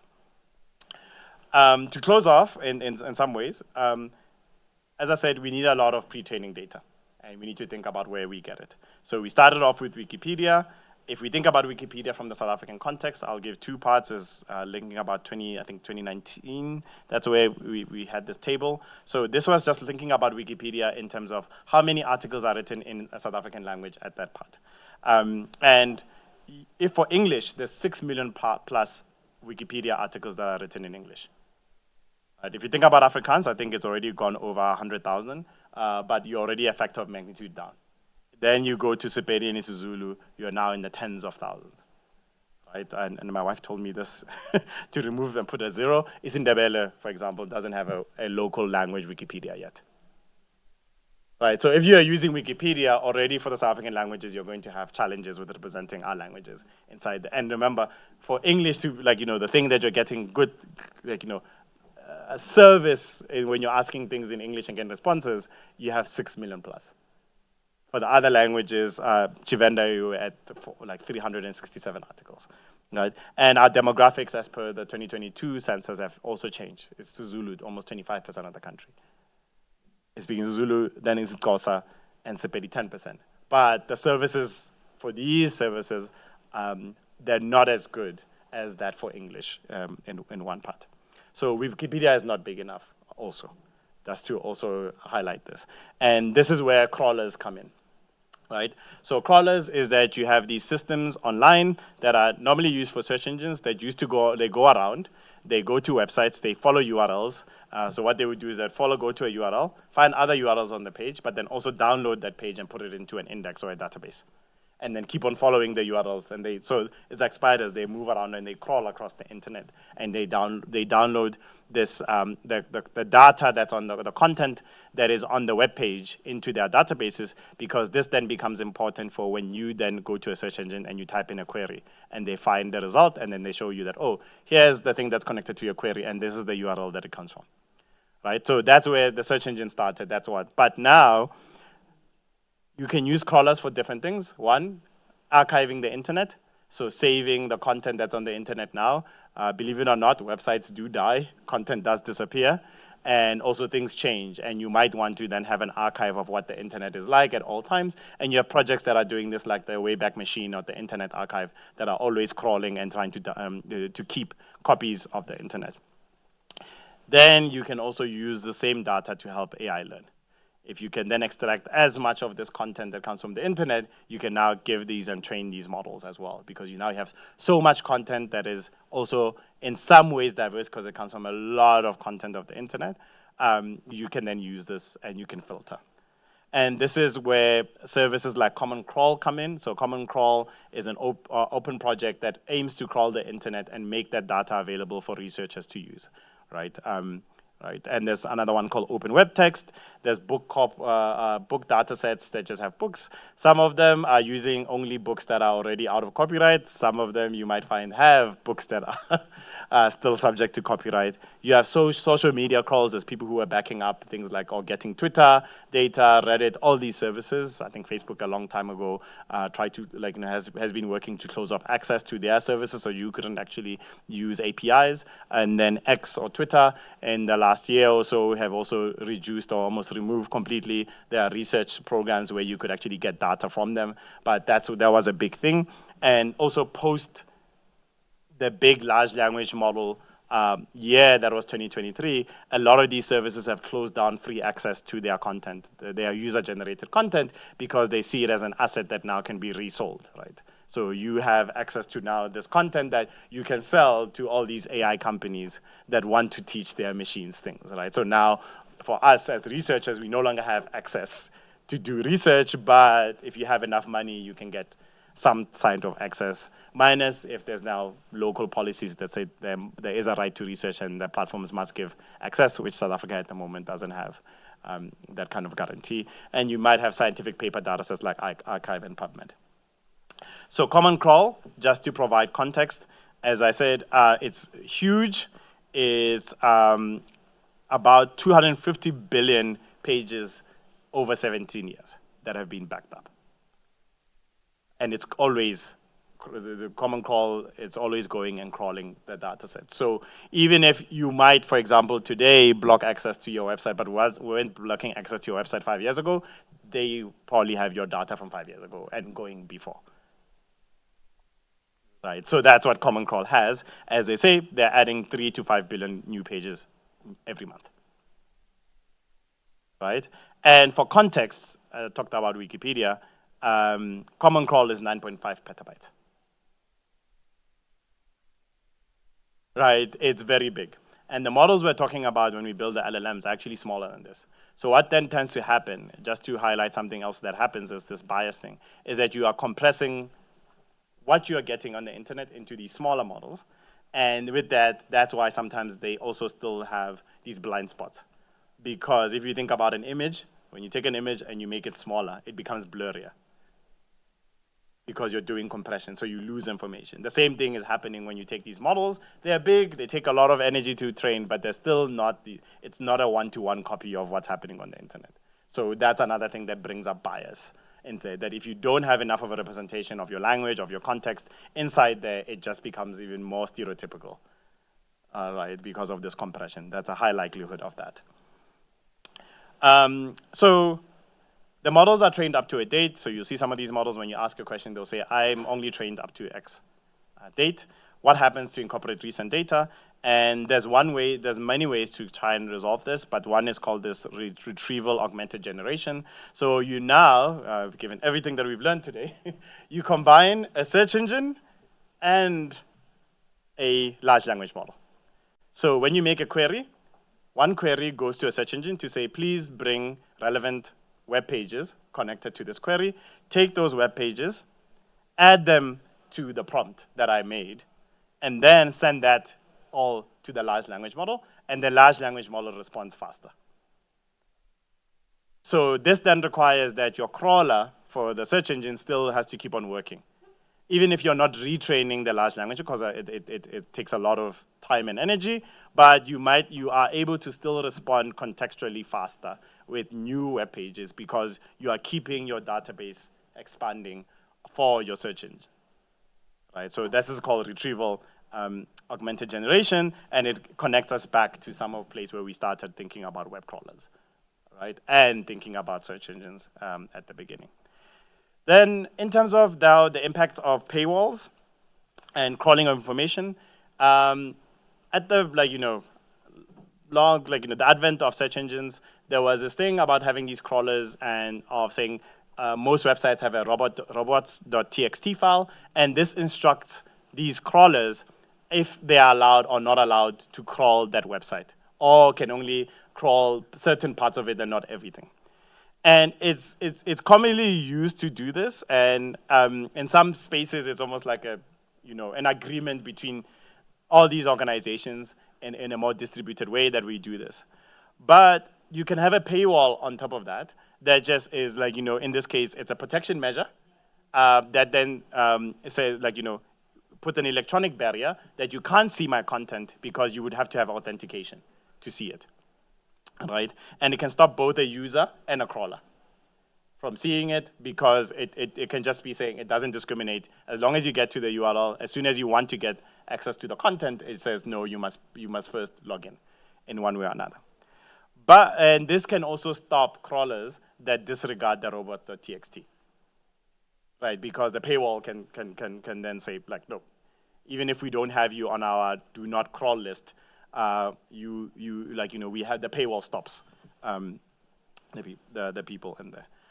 But content owners or publishers can get into special arrangements with specific organizations that have these crawlers to say, if we know that it's your crawler because we can check where it's coming from in terms of IP, we can give it full access to the data without having to authenticate. Right, and there's the people who write the crawlers might ask for a tag and say, you must tell us where your paywall data starts, or your content starts and where it ends, so that if somebody is trying to, we can use the full information to help us index, to make it better in some ways to search that content. But if we need to then give people an information about how we got your page, we only show the content that is not paywalled as part of responding to that person, right? So again, it requires that everybody keeps to the end of their bargain if that's the agreement that you're going to say. So paywalls is not necessarily that in some cases, they might not apply to some organizations that are crawling or some search engines. They could have agreements with some of the publishers to say, we get special access so that we can give you a proper way of indexing your information. We then promise, if that's the agreement, that we won't show the paywalled information to third parties when we respond to their queries. That's one other thing. What does diverse data give to LLMs? It's better at processing things like more languages, because you can have diverse input languages if you can increase that diversity. It improves the context of questions. It's more knowledgeable as it gets a wider range of subject matter. And it includes more background because now you know more about other spaces, not just that it comes from Wikipedia and there's cultures. And it somewhat deals with some of the challenges of bias. So you can't remove it completely because the internet, even with if you've got all of it, doesn't represent everybody as well. Right, so there's some bias that you can reduce, but you don't remove bias completely because you have diverse data sets inside them. Local data. There is a role to play for local news, content, local language data because it can enhance some of the capabilities of these models. Remember, here we're making almost an assumption that everybody interacts with the world in English, and that's not true, even in South Africa. And the data that has been crawled, as I tried to allude to earlier, if one didn't have a blocker for crawling the data like a year ago, then some crawlers already have this going back 17 years. Or even more. And even if you put a blocker now, unless now you go to that organization and ask them to remove your content, it's still there. And with some of these data sets, because they are open and reshareable, you can't really remove your content because it's it's copied and it's everywhere, right, in those spaces. But it's important to think about this, that having access to the content also gives us kind of this still, one of the things that Common Crawl does enable is a right to research and fair use research, because if you didn't have that, you wouldn't be able in any real way to say, I'm doing an internet study and I have a place where I can just go and search for a word and find all of the content and do that analysis. Right, so there is some parts for research that is publicly beneficial that these crawlers have a role to play. We work in doing work for African languages, and finding content that is written in our languages is important for us, and you need to have opportunity to do that. At the same time, private data from platforms is becoming, or it was already a big asset. So if you have content, even if it's user-generated, but that's sitting on your platform, a lot of these platforms are starting to protect it and say, no, they're not really easily accessible to outsiders because it also becomes a competitive advantage. Right? Either you can sell it, or you block your competitor from being able to train a large language model than yours because you've got users that are using your platform and creating content on there. And for us, again, thinking about a researcher who works on African languages, this has meant sometimes the closing of social media sites for us being able to do research on them means that we're losing access to people writing or speaking in their mother tongue, and us being able to then use that to build new language tools. Right, because of the advent that now you've got these the new, I guess, internet economy created by these large language models. And there is a lack of funding for local language development, and this also then impacts the general availability of tools. Right. I tend to ask how many people, if in the first language that you speak at home, have a dictionary on your phone or on your laptop in that language. There's typically very few people. Right, that shows you that we need the development of these tools to even enable other things that come on later on, right? So there are challenges in processing these. At the beginning, in February 2023, some of the colleagues at Lelapa worked on, hey, can we check how well something like ChatGPT works on South African languages? So here's one, asking ChatGPT during that time. They've improved it, obviously, but just showing you that if you don't have diversity and you're not improving your data and your modeling, count from 1 to 10 in isiZulu. And the response from ChatGPT was go 1, go 2, go 3, go 4. All right, another one was translate from isiZulu to English, kuyabiza ukugibela ibanoi. And it says he insults by calling him a coward, and it was actually supposed to be it's expensive to get to fly on an airplane. Right, so, and then now, sure, these might have been fixed for isiZulu, but just think about the other languages where you're moving towards the margins. All right, that these can still be a problem. Even later when we were looking for there's things that are odd that doesn't make any sense. Like here, 1 to 10 isiZulu, this is another model, this is an open model, and it says Indlu, here's a Maloni as 1, and that's not true. All right, so these are things that are still likely when people find them. Yes, you might laugh, but then if somebody is using it for information seeking, this is a problem. Right? So as I finish off, this is not just about web data. The infrastructure to train these models now is becoming really the domain of very few around the world. There's even increasingly for nation states that they can't train these models. It takes a lot of computational power. To do it, large amounts of data and on them. And these language tools are required. You need them because to build up, you don't build on nothing, you build on top of other things. So these are important. And there is a need, not just in South Africa, but across the African continent to improve R&D, the local R&D ecosystems, right? In building the people who can do research, developers who can build on top of that research and get it to people's hands, engineers, all those things, organizations that are doing local R&D in these spaces, and investments to do it. It is not something that is necessarily, if we think about it, that it's going to be done by other people outside the continent because they would want to do it. It has to be something that's built here because of the context, of the ways that it makes that it represents us and the communities that we live in.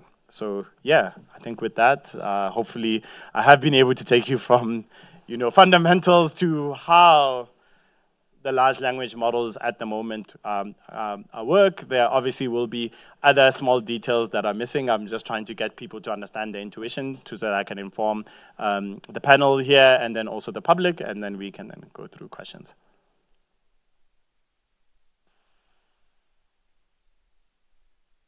Thank you very much, because it was very, very interesting. I don't know if I caught everything, but certainly caught a lot. I want to take you back, though, to the issue of data sets and bias. I mean, your presentation showed that most of the input data sets are from the global north. And I'm wondering, what is the impact then on bias? But also, is this because the data sets are largely based in the global north, and that there's a lack of data sets for Africa? Yeah, thanks for the question. So data is multi-level in terms of getting content, and you have to deal with publishers and how publishers might share for research. So some might say, no, we release some of our content for research purposes only and maybe non-commercial. So how many publishers are doing that? I think there's been maybe some conversations over the last 3 days about some of the dire state of the publishing industry. So that might still be a challenge because people are trying to protect the content that they think or they know, like, they can still make some revenue off. The other is just, how easily accessible is it? How many researchers are working on those languages? Because it requires a substantial investment. For me, it's not a cost. It has to be done. South Africa might have language policies, but it is not connected also to investments that work on building up those infrastructures. So that's just thinking about language. The same thing will happen when you're thinking about images that are representative of people here. It's a license, like, how easy is it to be licensable? It might be easier for people in the global north to make and say, we will release under open licenses. And it might be harder for somebody here to say that because of just how tight the connection is to revenue. Yeah, and then because if those things are not represented, then there's a higher likelihood of bias being within the models that are trained off that data. But if you look at Common Caller, is it possible to determine on Common Caller how much of the content there belongs to media publishers, or is it anonymized? If I remember correctly, I stand to be correct, I think you should be able to figure out what the URLs where they crawled. I don't think, because it has to be, I don't think they try to hide where the crawl has been, right? So you would be able to, even though it's like 9.5 petabytes, you should be able to write a script to identify all the publishers that are captured inside there, and likely when last they were crawled, those types of information. Yeah.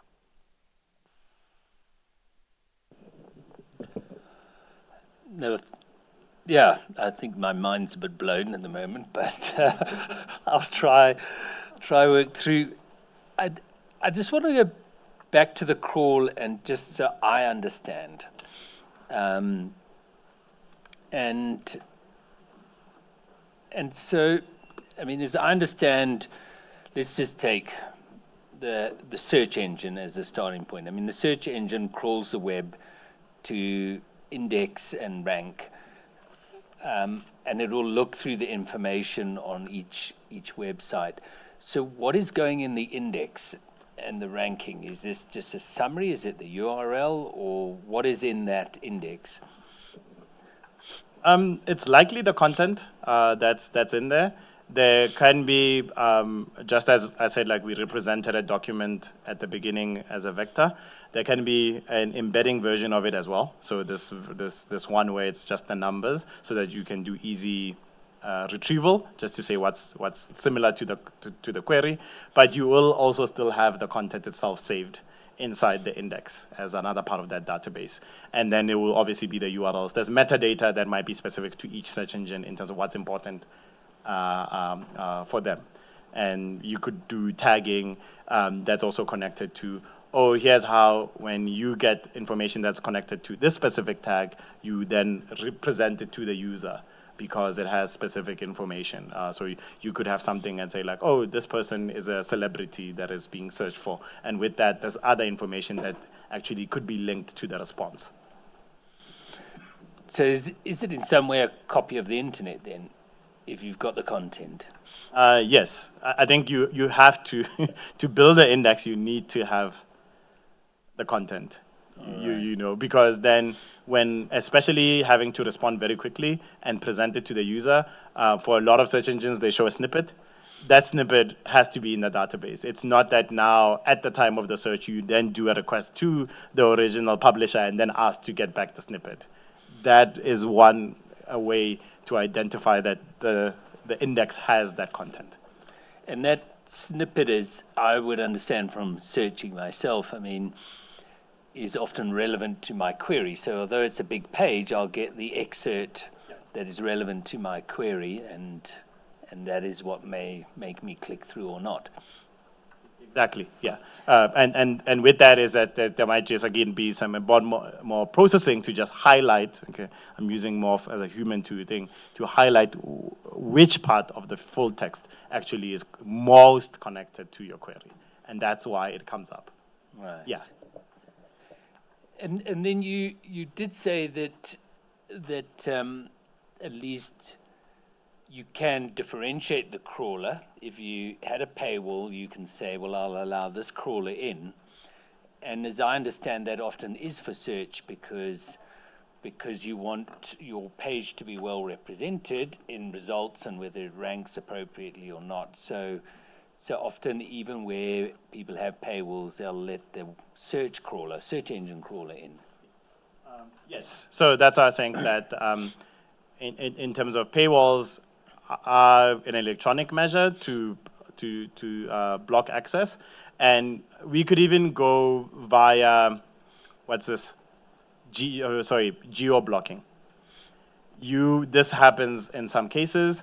For example, you could be at a university. I studied in the US. You could be at a university, go to a specific news publisher's website, but because they can identify that you're coming from a university that they have an agreement with, then there you don't see the paywall at all, just because you're on their campus and you are logged into the stream. There's no exchange of information except that your IP address says you are at the university campus, right? So that is a similar way that if you have an agreement with an organization that has a search engine crawler, they can come into an agreement and say, no, for you, when we know that it's your IP where this crawler is coming from, we will just give you full access to our content.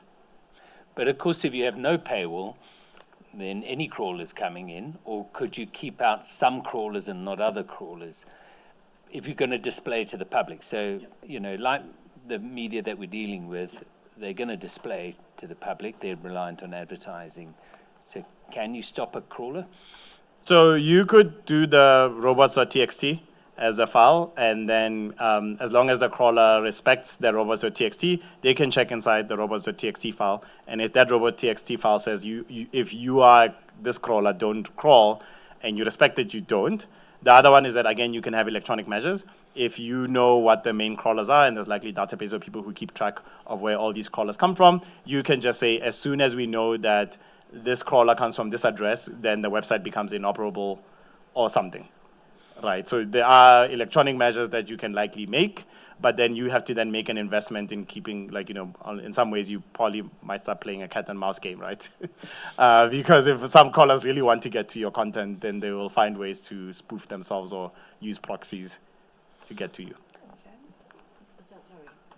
So robots .txt is an honor system. I mean, if that doesn't respect you, you can just go ahead. It is akin to it. Yeah, the robots.txt is akin to an honor system. It'd be very interesting if there's a case law. that in South Africa, maybe I haven't seen it as yet. I had to talk to my colleague, Dr. Chijioke Okori, about this and say, okay, what do I say? What's the best? Again, I'm not a lawyer, so in this case, but yeah, at the moment, it's an honor system, but it can be taken as an instruction, right, that is being given to these crawlers to say you can or cannot. But I think, as you said, I mean, it's reliant not just on the honor, but for you to put the instructions in there. Yes. And just keep your mic on, it's fine, I think. Sure. I mean, in your experience, how much of the South African web is savvy to all of this? And I mean, you're an AI person. The kind of typical web developers and website developers that help people put up their websites, are they savvy to the full range of crawlers coming from wherever? That I would not be too sure of, I'm not necessarily in the web development space, but in just thinking of convenience, which is normally where we start from. If I was thinking is that there's one part of looking at the benefits of being indexed, right? That for me, if I want people to find my content, being in an index is good. especially of the big search engines. So you might want to make it as easy as possible for them to find you. And to the point, I do have a number of personal sites, and with some of the search engines, you directly also register with them so that they can to kickstart the crawling. Right, you actually tell them that this is where I am, and please come here and find our content. All right. Yeah, so you could so there's a lot of things where it's a kind of like search engine optimization that people do, and that might then also reduce the likelihood of then being worried about the robots.txt. But that also right now, as this gets more and more into the public consciousness about how content is used. And on the other side, for training some of these models, that there might be some people who are starting to ask and say, oh, what controls do I have? And I understand from you, there are many crawlers, and you could identify them, and they might have their own specifics that you know it's them that's coming, because you may want to let them in or not let them in. Yeah. So I assume like OpenAI, they'll have their crawler. They likely will, yeah. And there will be some way you can say, well, if it's OpenAI's crawler, do I let them in? Do I not let them in? Yes. Because I think we heard from Media24 yesterday that they're also blocking AI crawlers. So I suppose you've got search engine crawlers, you've got AI crawlers. You probably have your own crawler. I don't know. Yes. we do. Yeah. Yeah. I suppose for me what's interesting is, though, I mean, as I understand, when you bring AI onto a search engine, that they have to use the search index. I think you put it up that you would put it into their model somehow, in order to now respond to fresh information and fresh data. So if they're accessing the index and they're not crawling the web when we put in a query, then it's whatever's indexed by the search engine that, and this seems a bit of a blurring because you've got the AI for training models, but you've got the search, and you've got search with AI, where it seems if you've given permission to the search engine, you've given permission to the AI. Yeah, in some ways, I don't know if there's specific agreements or contracting that might be coming on within the industry as a whole, whether it's the search engines and the search engines that also have AI in them. So that I don't know, but from a technical perspective, yes, you would think that there is a benefit that if you've got a very large index, training on that index is positive because the models become better. And then on top of that, then having this augmentation of first retrieving from the search engine, that's why it's called retrieval augmented generation, retrieving from the search engine and then connecting it with the large language model gives you also better context. Right, as opposed to just if you went directly to the large language model, it might respond with something that doesn't actually, like, if you're using something from the 30th of January and now you ask it when is the South Africa election for 2024, it might then have a response that is not satisfactory to the user. Yeah. Yeah. So, because this is a question I was sort of had coming out of Media24 is, you tell me you're blocking AI crawlers. Is that the training model? But you're not blocking the search engine because you want to be indexed properly and have your content appear. But if the integrated AI on the search has access to what the search engine has crawled, then what are you achieving with the AI? Okay. So it depends on the setup, but technically, you can have a language model that is trained completely differently, and still connected with your search index. Right? That is a big part of the current wave that we're having in AI has been the open source movement that has really went on and said, like, we can build open source language models. And now you can take one of these open source language models and then connect them to your search engine without having like that, and that open source model, you would know where, like, they would say as much information as they could. Sometimes they don't, of where they got their data, and it might not be connected to your index at all. And that's possible. So I think there I'm just trying to clarify that you don't necessarily need to. It's just maybe the question of technicality that's being asked is saying, if I own the index and I built my own language model as well, what stops me from doing both with the same, both with the same data? And that might be the agreement that it is between the publishers and the person of saying, or the platform might say, we announce ourselves as well. We can announce that this is our search engine spider and this is our LLM spider. I don't know if that's what they're doing, and maybe that gives people more control. But in terms of if you own both and if you don't tell people, sure, like, who's to who's to really know until you have to start doing most likely what is this, investigation of what is the content that some people are trying to retrieve from inside the language model, right? But you can, the reason the augmented retrieval has become so interesting is that you can build your own index for something, right? It doesn't need to be a general search engine. It can just be for competition law in South Africa. And then you have an LLM that is separately built, not by you.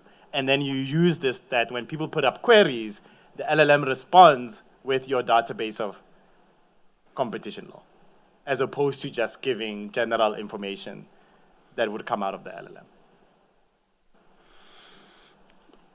Yeah, and I suppose,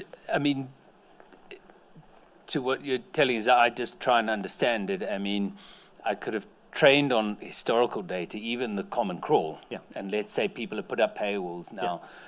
But if I integrate it with search, I've got the fresh content. Yeah. So if that training of the model is just to be good with language and prompts and certain things, I then can augment. Yeah. So even if I'm not crawling the web now for that language model, I'm still getting the benefit of being able to respond with fresh information. There was a former tribunal member who said, in the future AI will write our judgments, but can we trust Google to judge itself? But who knows? Maybe our life will be easier in the future. So I just want to go to one particular AI model which I came across, which is not really involved in these proceedings, just to understand a bit better, and it's called Perplexity, which is, I don't know if you're familiar with it. I think I was talking to one of my students this morning about it before I came here. Oh, well, there we go. Okay. But this seems to be, it's not part of a search engine, but it does crawl the web for content. And I suppose what it pitches itself, it's designed to look at fresh content and current events. So its crawler, it seems, goes out to crawl and index the web quite selectively, rather than maybe the whole corpus. But because it's designed to respond on current events with accuracy, trust, and timeliness, I think what was interesting is it starts to talk about prioritizing where it goes to look for information, because it wants to be accurate, and also because it wants to be timely. So just from your perspective, so can a crawler now start to differentiate where it goes in order to get information? As you said, there's a lot of spam out there, there's a lot of junk, there's a lot of hate speech, there's a lot of harmful stuff. So can it be selective in that sense, and how does that work? So we can think this through together so I'm not necessarily going to focus on Perplexity as is how it might work, but we can think about this from ourselves again. We're now jointly in this room designing a new LLM company. And then What we is think, my stake? and then we think of like, okay, we might want to only get content that comes from trusted places, right? So one, you could think of, there's government official announcements that we might want to keep, and as such, we can white label instead of black, meaning we whitelist, only use these government URLs as a place to stay. Then we might say, here's some news, some good journalists that we follow. Here's what their social media accounts is. We index only their accounts. We index only the news websites that we really trust. And we can keep on slowly curating basically the limits. We have a list of, these are the only URLs you can use. And we keep on adding and evaluating them by human. That's one way, right? So this then takes the human-computer collaboration going. That's one way to do it. It's a bit slower. It requires more heads in a room. And for some people, they might take it as it's costly. The other way to do it might be through click-through, right? So that's why you might have some services that ask you to say, was this helpful or not? And now we say we'll release version 0.1 of our LLM and now start looking at the usage rates. And as we get the usage information, we now start looking and say, it seems people really are always drawn to these providers of content. And as such, we're going to start prioritizing that our spider also keeps the index fresh from those from those sources. And the ones that people tend to always say either, no, this wasn't a good response, or wasn't good for me, or people never visit, those get deprioritized. That the next time the spider, it's almost like you give it you give it a budget to say, you have these many hours today to crawl, and these are the ones we would really like you to get to, and these are the ones just become at the bottom of your list. So that's a second way we can think this through, right? That we can have a technical solution that does what the human curators would have done, but in a way that is necessarily can always be happening as you're getting user information, as you're getting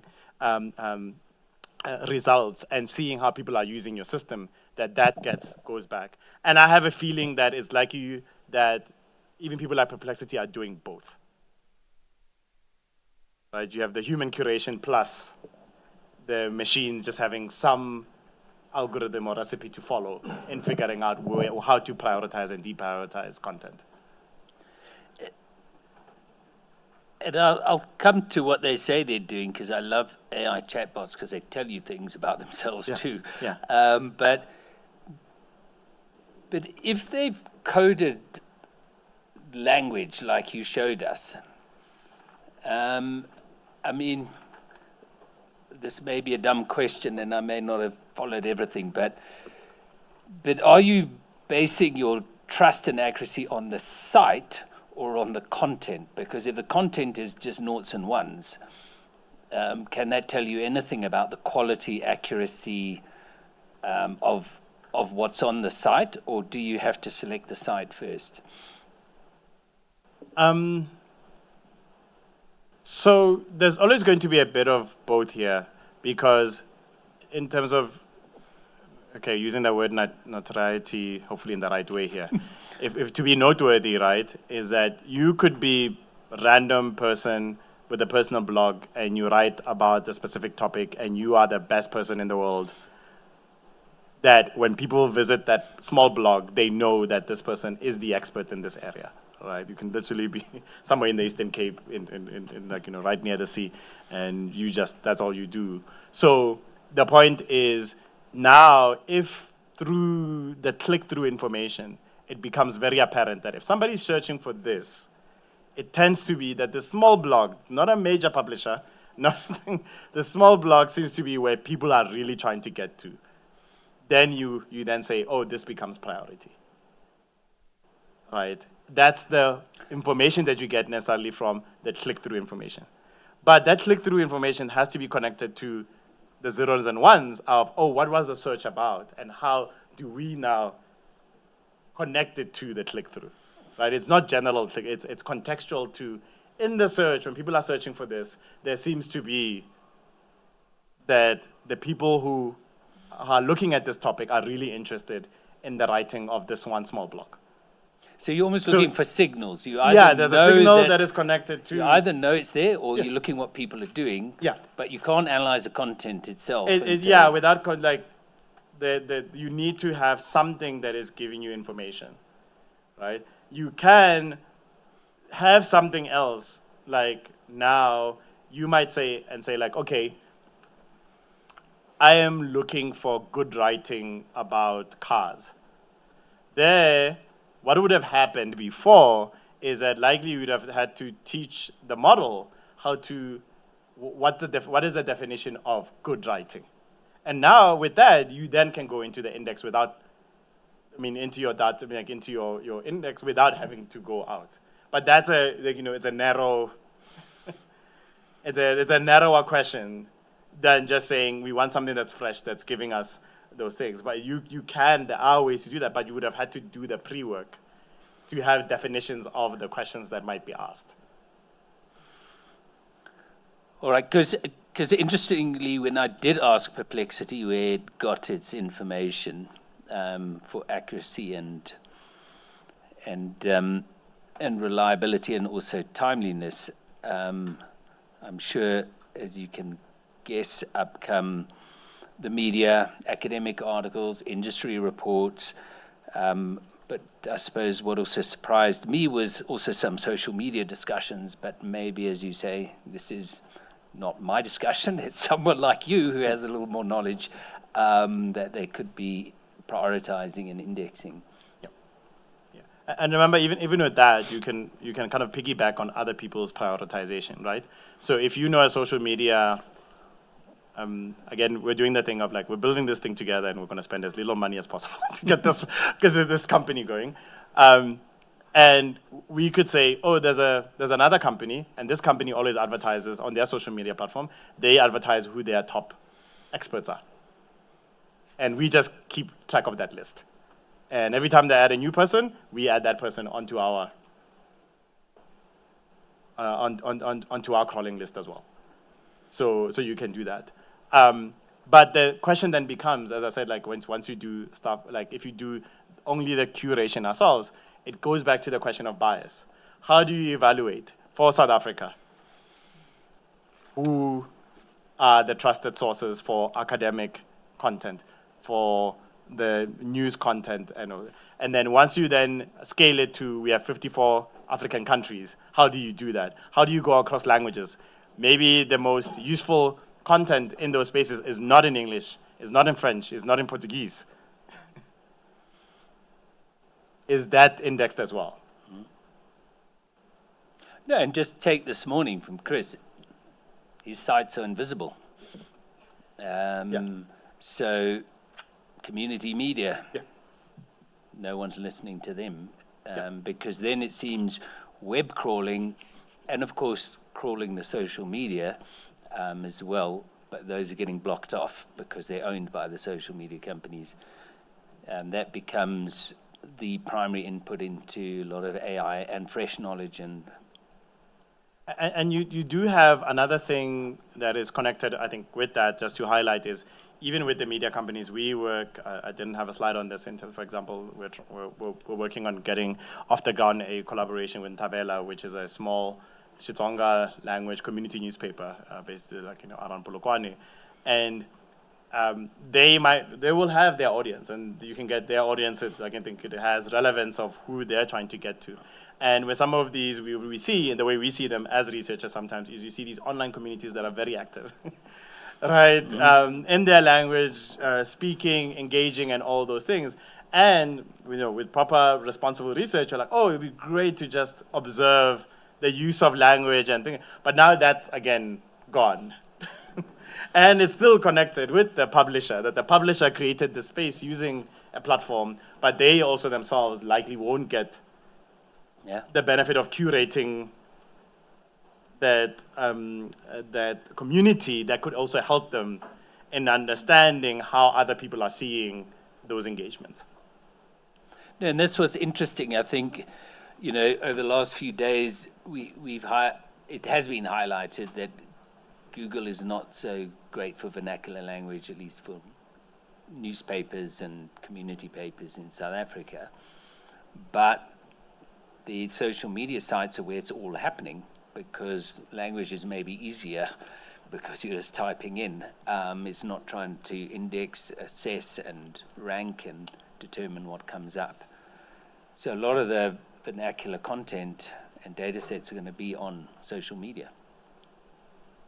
I think on one is that there might be different, I think it's great having conversations between, but there also are different maybe goals that people might have versus a search engine, even what a search engine company might be doing in those spaces. Because in some ways you could think that the technical solutions are universal, maybe some parts of them are not, but how to switch languages is becoming better. There's just on general research. It's not ideal. There still has to be more work that has to be done in these areas. But yes, again, it's the comfortability that you have communities. The things that have been amazing is finding communities of people who just write short stories in a language and they're putting it on some social media site.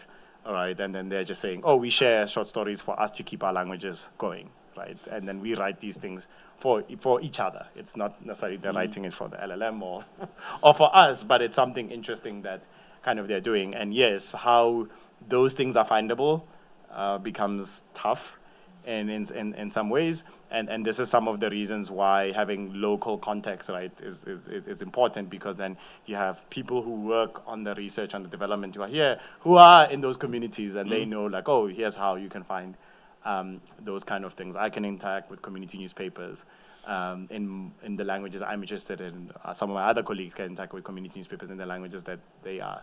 It is not necessarily that a very large crawler will understand some of those nuances. And just can help me understand the sort of language crawl aspect, because, I mean, part of it, based on what I understood from your presentation, is just being able to do the natural language processing in that language, which is just having a lot of text in that language that you can feed through the machine, and it can build a better understanding. So would some of the content, just to bring it back to our inquiry, I mean, on vernacular language, publishers, Isolezwe or community newspapers, just have that value of just being able to build a good AI machine with those language abilities? So there's different things that happen. So I think for people to understand is that, yes, at the moment, I think we're limiting ourselves to text just because it's the easier thing to do, but you can do audio, you can do video, you can move into other forms of content creation. But if now you're trying to build a database or a data set, there's different ways you can do it. So one, again, you can always do the human curation, people who know where all of the isiZulu major content places come from. Then the other one is then the people who create that content can also tag their content with language identifiers to say, when you come to this website, we're telling you that the language that is used on this website or on this page is X. There's international codes that you can put inside there. That metadata is useful in some ways. Then another one is that you can deploy language identification. So language identification is now you have other natural language processing models that try to identify that is the content in this language or that language. So this brings us to filtering. So I might just be and say, for me, at the moment in time, I only care about English. And as such, even if I'm crawling the whole internet, I'm always filtering that I check the content. If in the content, my language identifier says this is 80% English, that's good. Once I get to 60% English, I don't even care what the rest is. I'm just throwing it out. It is not going into my index. Right? And there's a lot of work in building the LLMs to either do language filtering bad words that might lead to abusive content, those types of things, of saying, let's find these words, let's check in the content that we have, remove all of that content because we don't want it to poison the model, right? And there might be other ways of saying, yes, we're going to crawl the internet and now try to make sure we build enough indexes that are in different languages. As I said, there's a question that comes from either the economics of saying, what is it that we're trying to do as an organization? And again, I'm hypothetical here. I'm not saying anybody's doing in this specific way. And for us, 50% of our customers are really just interested in the English content. If now I'm will I invest in now creating a specific index and understanding the nuances for a language that is, in terms of use on my website, number 2001? Right, like a very practical question. And that answer a lot of times will likely be no. So as such, your experience might be really very different to when you are you're working with one that, in a language that is very highly resourced in those spaces. And as I said, it's not, so now we've identified language ID has to be there. So now do we have tools for language ID for our languages that are very high quality? That becomes another question. Do we have word lists for filtering for abusive content for all of our languages that are good? Right? And the reason I ask this is that likely as we're going into election period, or you would have seen over the last year with some of the social media sites, there's a lot of things that end up on the sites that you go in and say, why isn't this content moderated? Yeah. And it's because the content moderation is typically also follows the same type of thing of you do content moderation likely in the languages that you have as good, good off-the-shelf tools or tools you can build very quickly. For things that you think are on more the fringes, then you don't have. So you can switch languages. So if you want to spread spam or misinformation or whatever, you can then, and for some platforms, just start using a language that is not supported in the automated content moderation tools of that service. Right, and this is a question that saying that should bring us to think about how things like election misinformation is likely going to spread around South Africa in the next 2-3 months. Right, it's that the content moderation tools that have to do with our languages are not as much. Yeah, that is sobering thought. One of those. So, what I found interesting as well is educating here. As you say, we all got to know about AI in a big way when ChatGPT launched, but it's all the things that AI has been doing up till now, which is quite specialized, because I know there's that Google's C4 data set has come into frame because there is some litigation now, and Courtney showed us yesterday that news sites make up half the top 10.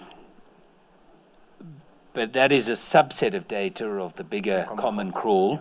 And I can't remember what the other two C's stand for. But something like that. But I also, just doing my own research, there's again a C4 data set that's there for grammatical error correction. You've talked about the predictive, next word. There's another one called MC4, which is multilingual, where it tries to go inside C4, but then now filter by language, so that you know that here's Swahili, here's this is Zulu part of C4. All right. Yeah.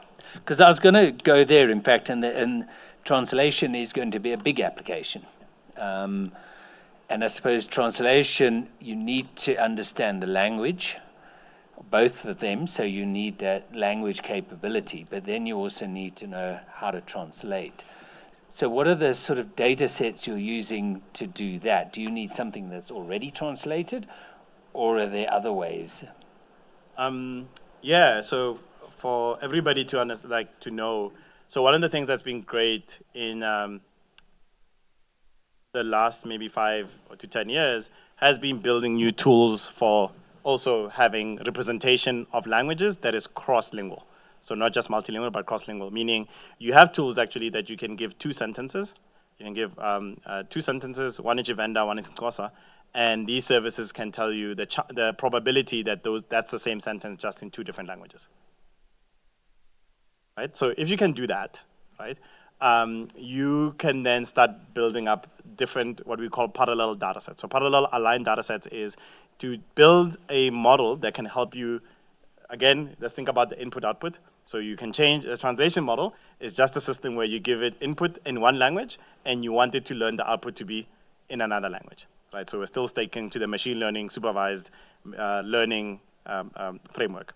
So what you need then to train that type of machine is as much data that goes from that one language to another. So you need people to either give you these parallel data sets that have all these sentences that are translated, or segments, or paragraphs to do that. In the past, this would only be people literally have to create them, right? So there would be people who just say, we will take this data in Xhosa, translate it to English as well, and then we align it, right? Then we know exactly what sentences are aligned. Now, more and more, what we do is we can get a big data set that has multiple languages inside it. We find the tags of each of the languages, and we run through programs that do that sentence-to-sentence matching. And you then say, I only want to keep the sentences that are 80% seen as being likely the same one. So an example of something we did at the university is we knew that the cabinet statements from government are published and they are translated into all of the languages. But now we want to do the alignment. And when we do the alignment, we just take the Xhosa statement, we take the Indebele statement, and now we just go through each of the sentences and just check which ones were actually, when they did the translations, are almost direct. And now we have that data. The same thing with Vuk'uzenzele, which I showed. We take from GCIS, we download Vuk'uzenzele, from PDF, we extract it, we get all the sentences, and then we also align all of the sentences. And then because we tell people that, yeah, this is not perfect, it's not a human didn't go through every sentence and check it, we're using a more machine-driven comparison, but now you have data that wasn't there before that is aligned across these languages, right? So there, the thing that becomes, again, important is the original data. Can you get that? So if you have something like MC4, you can likely do the alignment as well. It's just that it'll be more searching for a needle in, in a haystack to do that, while the, what's this thing, the one for, if you're using cabinet statement, because you know it's the same statement, you already know that. You're just aligning sentences in a smaller set. So it is important, like if you're thinking about this, is that knowing that, oh, here's Isolizwe, and here's all their content in isiZulu, but if we assume that the content that they wrote today is likely about the stories of today, I can go to another publisher who writes in English and check in South Africa and check their content and see, can I align the sentences, because they are likely going to be talking, it's the same, I've limited to a day instead of searching their whole. Right. Yeah. That's interesting because they're reporting on the same event. Yeah. So there may be a lot of similarity. Yeah. Inside there. You will throw away a good percentage, because obviously if you're having, it's not that people are trying to translate each other, but some of them might be that it's the same thing that is just being said in 2 different languages. I see we're almost out of time. I had maybe my dumbest question for last, which was, is there a difference between web scraping and crawling, or is it really the same thing? You have to scrape to crawl, right? So you crawl, you move across. That's why we say, because you move, as I said, you follow the URLs. So it's almost like you're following a web, right? You know, but to build the index, you have to scrape the site, because then after you've crawled, you scrape the content and you put it inside your index. All right. No, well, at least that's clear for me now. Paul, please. So maybe it's an unfair question, but a lot of media are obviously concerned about the impact of AI on their sites. Do you see it in the same light? Oh, put me in a bad position. I'm always trying to ask them for access to data.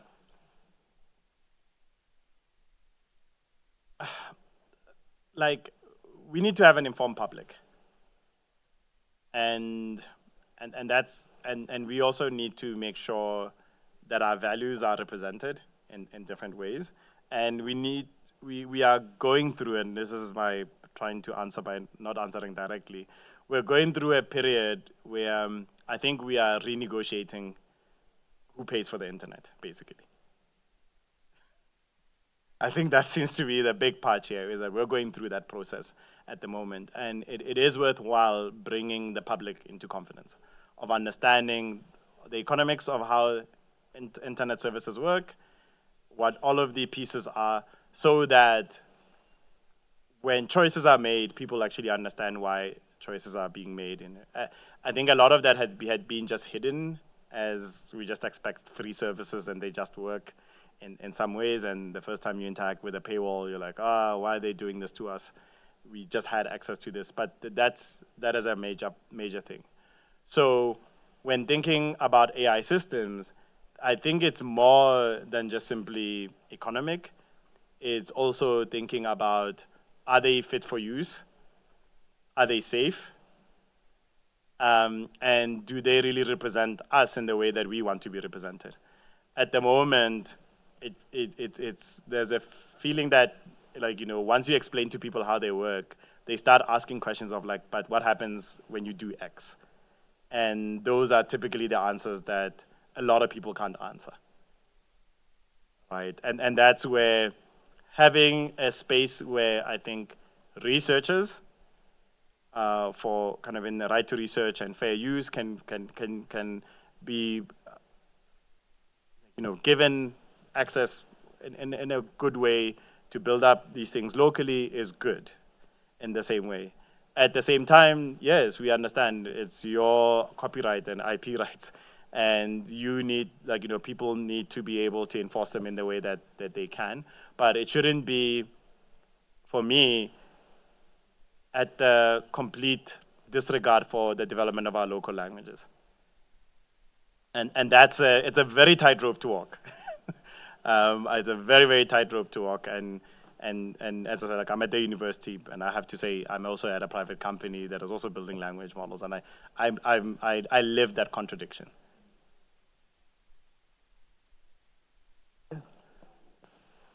But I suppose what you're also telling us is there are the tools to differentiate who's coming in for what purpose, and you can identify those. It's just that if people, because you can provide what we call a header, just telling the site, oh, I'm accessing you from here.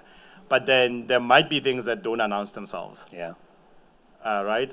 Also, I'll talk about scraping just for things. So you can scrape a website, and some people might have technical tools that just say like, oh, if the sustained downloading of, scraping of our content for a specific amount of time, yes, one, it could be a denial of service attack, but another one is that it might be somebody scraping the site, so block that person because we don't know them. Right? There are technical things to do that. We might do it because we're like, oh, this is interesting. We're trying to do some work at the university, so we just want to have a local copy of that content. We're not going to every time do that, but then we know for some services they'll say, oh, we saw that you just went through 1,000 pages in 5 minutes. That cannot be a human. It's a machine that is doing something, and because you are not one of our known spiders, we will now block where you're coming from. Right? Some of them can do it completely, like say forever, this place doesn't get access. But if you're doing that, you then should know on the other side that it might be legitimate, and now doing the blocking. So you see how it again brings, you need to have the technical prowess to figure out who you're blocking and who you're letting through. And that may not exist with every media company. Yes, in terms of the level of what that is, it might be different per company, right? Because then it's. So somebody might be doing it for nefarious reasons, but somebody might be doing it for legitimate, reasons of saying, oh yeah, this is just for me, I'm doing some work, and I just want to have a local copy of all of these things, and it's unfortunately will go through 1,000 thing. And then some, it doesn't mean also all crawlers are bad that you don't know. Some of them you have, just for people, for everybody, there was a service that used to, I think for the UK politicians just keep track of when they delete tweets. Right, so at the beginning, on face value, you don't be like, oh, okay, why would you care about that? But it's very interesting what gets deleted, especially from a person who's, in the case there would be been on the social media platform as a politician, as a public person, not as it's not their private, like, it's their persona as a politician. And now what you wanted to do, there was these spiders that just go and keep track of what the politician has written, and they just keep on checking again and say, oh, this person deleted it now, but you can go to a website and see, this is what they deleted 2 days ago. Right, so I'm saying, like, they might not announce themselves in the way that you want, but it doesn't mean they're not doing a service that actually is for benefit. And may even be looking for misinformation. Or just to take misinformation, or doing something on building language resources. Yeah. There's other things that are going on that are just not, necessarily what we think. So it's just that, as I say, like, it requires that nuance.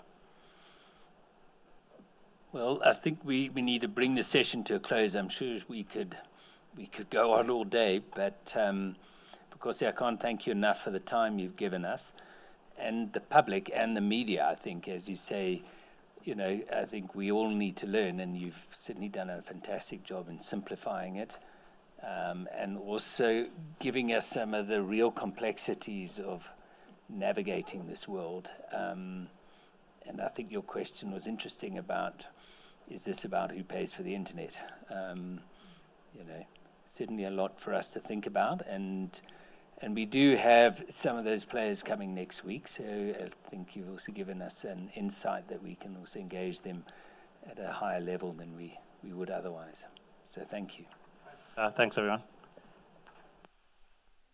So with that, we'll break until 2 when we have the Mail and Guardian joining us for an hour, and that's the end of the program for today. So if you can join us at 2, I think it'll be an interesting session with one of the publications that really has led investigative journalism for a long time in this country.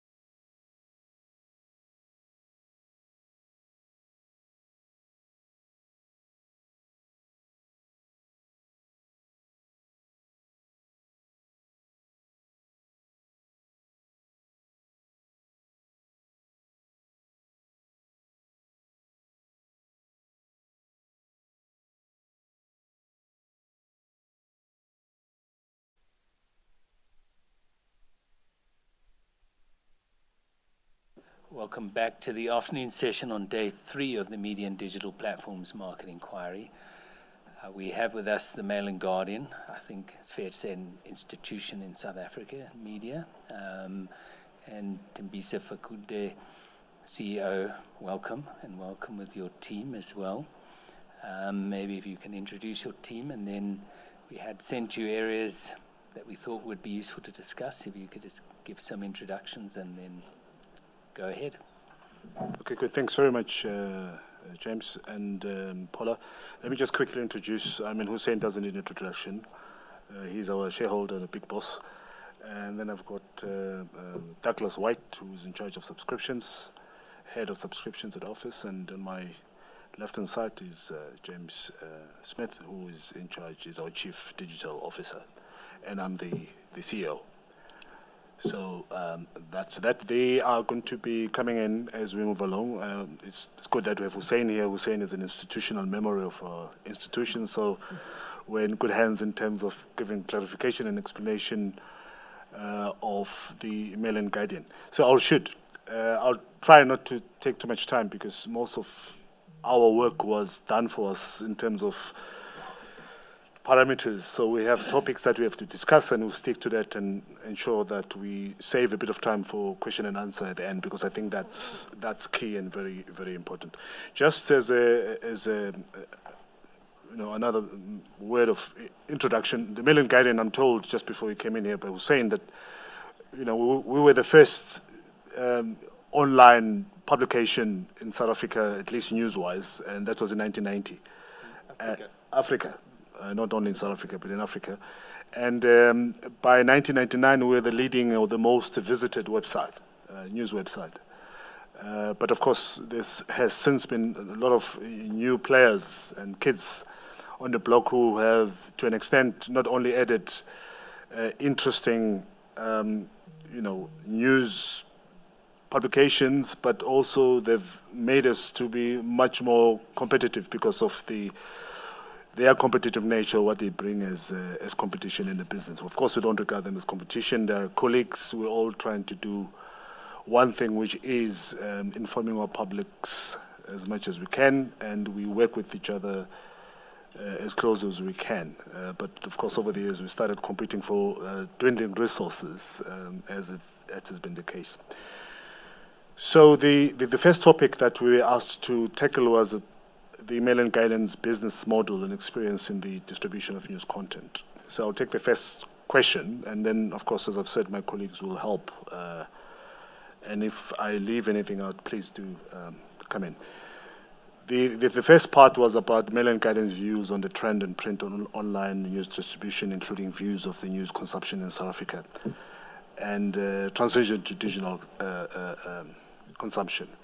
Like all traditional news media platforms, we have been facing challenges, and those challenges are mainly because of the digital platforms that have come in, and most of whom are now tapping into that limited revenue space that we have traditionally tapped on. And I think the biggest challenge that all of us face as news media is that we've got two mandates, basically. One is to inform the public, which is more social responsibility part of our business, but at the same time, we're also expected to make money. And that's where the challenge is. So you've got the newsroom that's got its own ideals.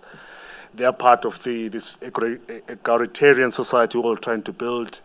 And they're not driven by profit, but they're driven by principle, and they're driven by the need to continue keeping our audiences up to date with what's going on around the world and in our country. But importantly, in the absence of a vibrant political opposition in this country, media unfortunately has become or is playing that part. In other words, our investigative responsibility has to an extent moved to a point where they're playing a certain type of a role in terms of keeping our audiences and the South African public in general up to date in what's going on. Case in point is on the commissions and other exposés that were, or commissions that were as a result of the media's work in terms of exposing certain social, political, and economic challenges in this country.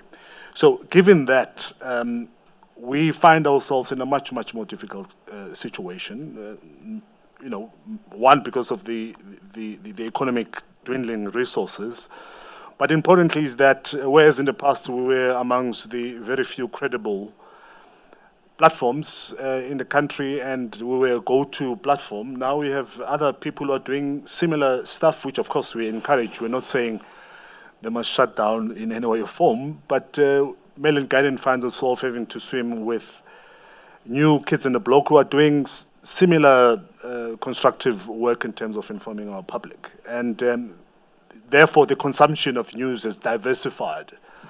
Whereas in the past, there was very few platforms you could go to, particularly on the week publications. Now, there is no week publications, but there's minute-by-minute publications. And the other challenge, of course, we face as a weekly publication is that by the time we tell our stories, it's no longer news because somebody else has told it 17,000 times before you tell it on Thursday night. So that's one challenge. So I think the only competitive advantage that we have and we continue to invest in and we try to improve on it is our investigative platforms, because that one is not easy to break because it takes resources, knowledge, context, and access. So I think that will be my contribution to the first part of the question, and we can come back to question and answers if there are any further contribution, if my colleagues want to add anything additional.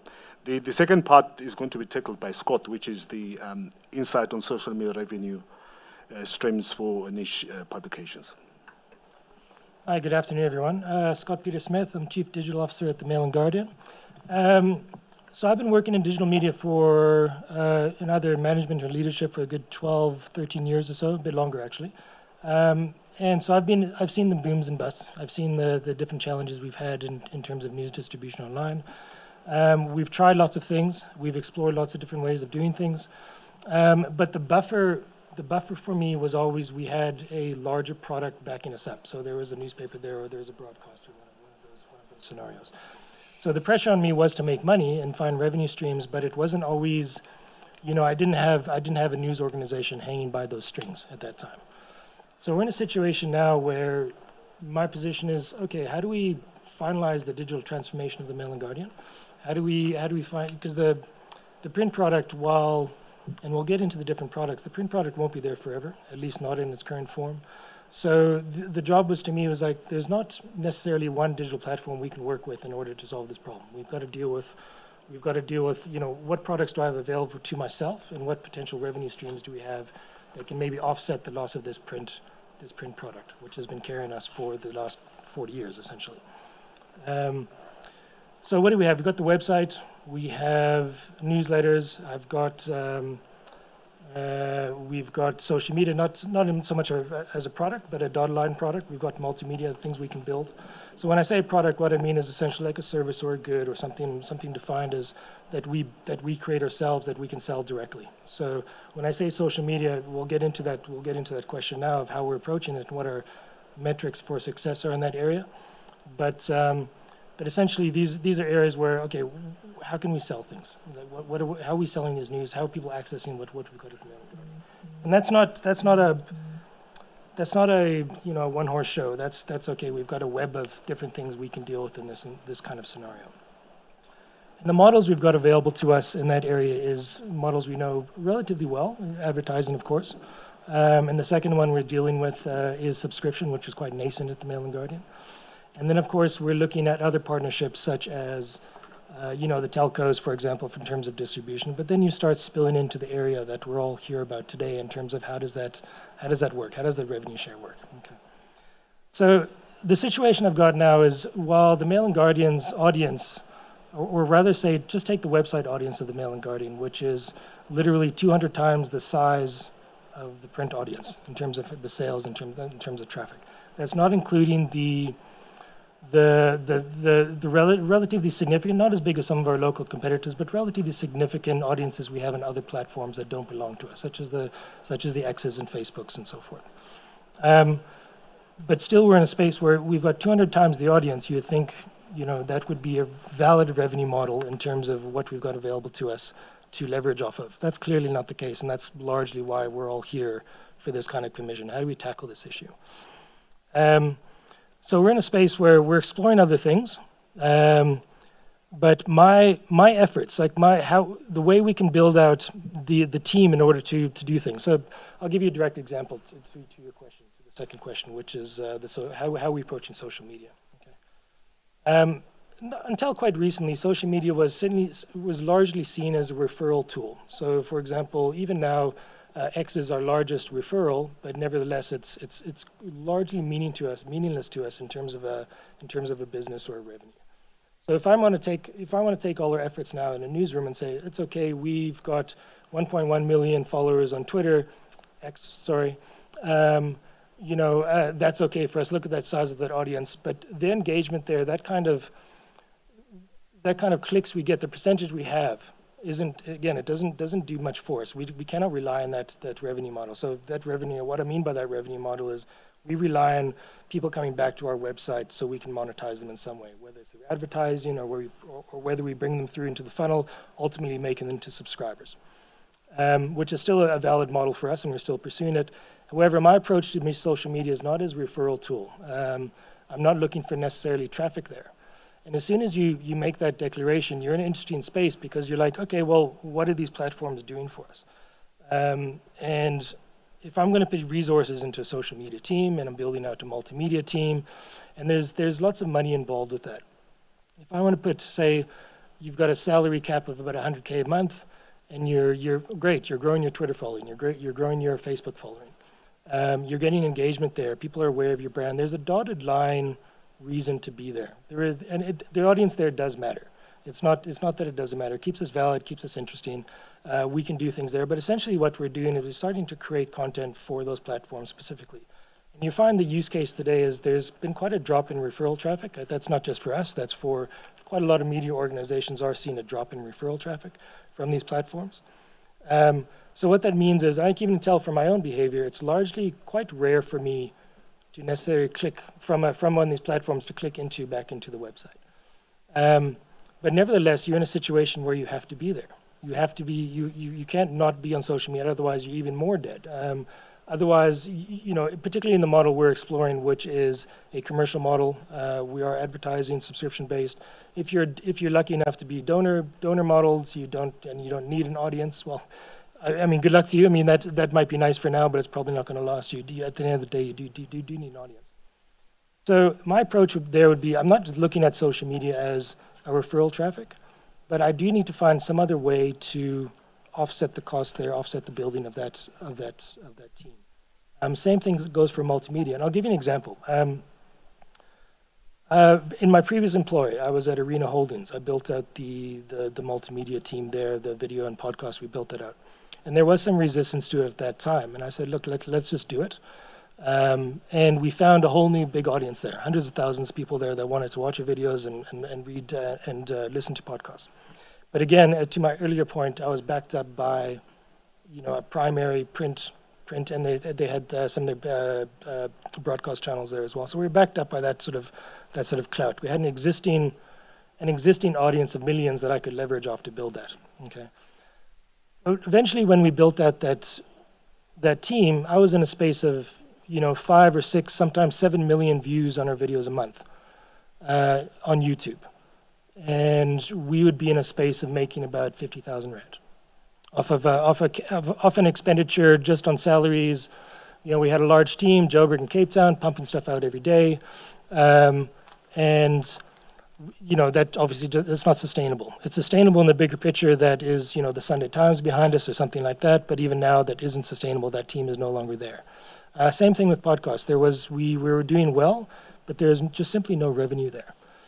So the same thing with the website. We can be in a space where when I started at the Mail and Guardian, the programmatic advertising was not set up properly. It's now set up largely properly. It's obviously a moving, evolving space.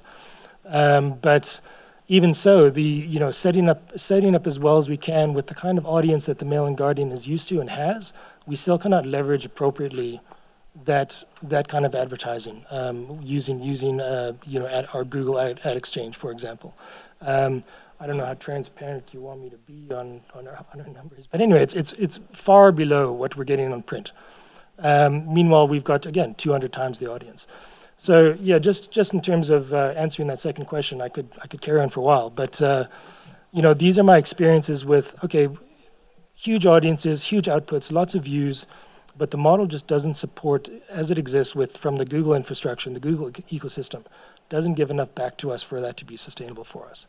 And that's even taken into consideration the very good programs they have in terms of helping news organizations. We did get some funding from the YouTube to build up some kind of content, which again, these are very useful programs and tools, but you cannot build a viable news business off of that. I'll leave it there for now. Yeah. Sure, good. Thanks, Scott. I'll give over to Sane to deal with the third part of the first topic, which is the Mail Guardian's view on independent investigative journalism in South Africa, challenges, cost, and digital sustainability. But before I do that, I think what Scott has said is very important. And I think we all fall into the trap of the pressures of being part of the hip crowd by joining the social media. But our audiences are actually not really active on various social media platforms. And it's something that I think we've never had a discussion on Scott, inside the office, in terms of, which particular platforms on social media should we concentrate on? Because we insist on being a Mail Guardian. We insist that we're going to continue targeting certain audiences, but those audiences are my age, and we are more present on Facebook than Instagram. So shouldn't we also be gearing our strategy towards that if we want to maintain that audience? But of course, the plan is to expand and look at other audiences. But as we do that, I think we need to be very cognizant of the fact that we still are the Mail Guardian, which is consumed by a certain type of an audience, and we shouldn't be too ambitious into going into Instagram and TikTok and other platforms where we don't have that much presence as a business. So, Hussein, you want to take that part of the... Sure. Thanks, everyone. So investigative journalism goes to the heart of what the Mail Guardian is all about, right? Over the many years, we'll turn 40 next year. And it was well known that many of the country's foremost investigative journalists, as well as editors, have emerged from having had an experience at the Mail Guardian somewhere in their careers, right? Whether it's someone like Phil Afiji, who was an intern, to Mali Makanya, who was with us, to many of the other sort of editors who are now editors of some of the mainstream publications, have had the experience at the Mail Guardian. A younger person, I guess, is someone like Raisa Patha, who also, I guess, a few years ago did an internship at the Mail Guardian. But I thought I'd just go back a bit and just run through a sort of quick chronology of how the Mail Guardian now finds itself where it is today, going back to when we launched in 1985, as you all know, by Anton Harber and Owen Manoim, after they left the Rand Daily Mail, and set up this publication telling the stories that no one else wanted to tell. And it very quickly built itself up as with a reputation of a publication of good, high-quality journalism, which I think is what has kept us, within the sort of mix of mainstream publications out there. We're small. We always believe that we actually bark larger than our bite, but we feel that we're a part of the mainstream news agenda every week. Then in 1990, as Thabisa pointed out earlier, we were the first news publication online in the African continent. That was led by Owen Manoim back at the time. And quickly, we developed a very strong digital audience online before anybody else could.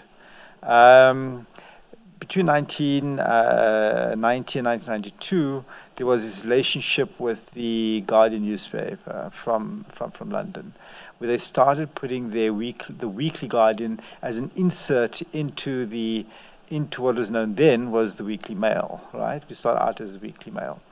And during that period, we became the Weekly Mail and Guardian because it carried the insert of the Guardian newspaper as an insert in the print edition of the Weekly Mail, was then called. In 1992, that relationship formalized, and the Guardian became a shareholder in the publication, and that was when the name changed to the Mail and Guardian. At that time, as always is the case in our organization, there was a shortfall of some cash, and we sold 65% of our online presence to what is then known as MWeb, right? Naspers, effectively. And from 1992 or thereabouts up until 2006, we operated where News24 owned 65%, or I call it Naspers, owned 65% of the online version of the Mail and Guardian. From the 1992 onwards, already one could feel that the Guardian's interest in funding independent journalism in this country was beginning to sort of dwindle, as obviously they started experiencing their own issues back in London with this whole move from print to digital. They began to feel it back then already.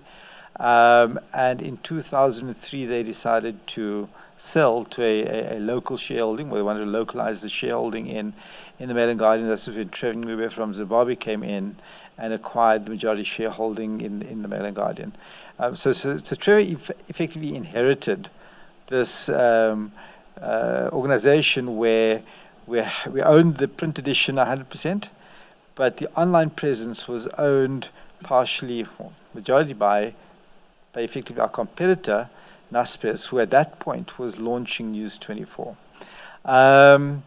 And it became a very difficult relationship to manage between 2002 and 2006. I mean, one could hardly send an email because anything you did online needed to be vetted by the competitors. You couldn't do anything online. And I think in 2006, the MDIF assisted us, and that's the Media Development Investment Fund assisted us. And we reacquired that 65% stake from Naspers, and eventually we owned, the online presence ourselves. And I would say from the period 2006 to 2012 were the boom years for print media insofar as relationship with its digital output and presence was concerned. We were doing fantastically in terms of our print circulation. I think we hit the 55,000 copy sale a week sale. I mean, Douglas would sort of be quite envious about now, given where we are now.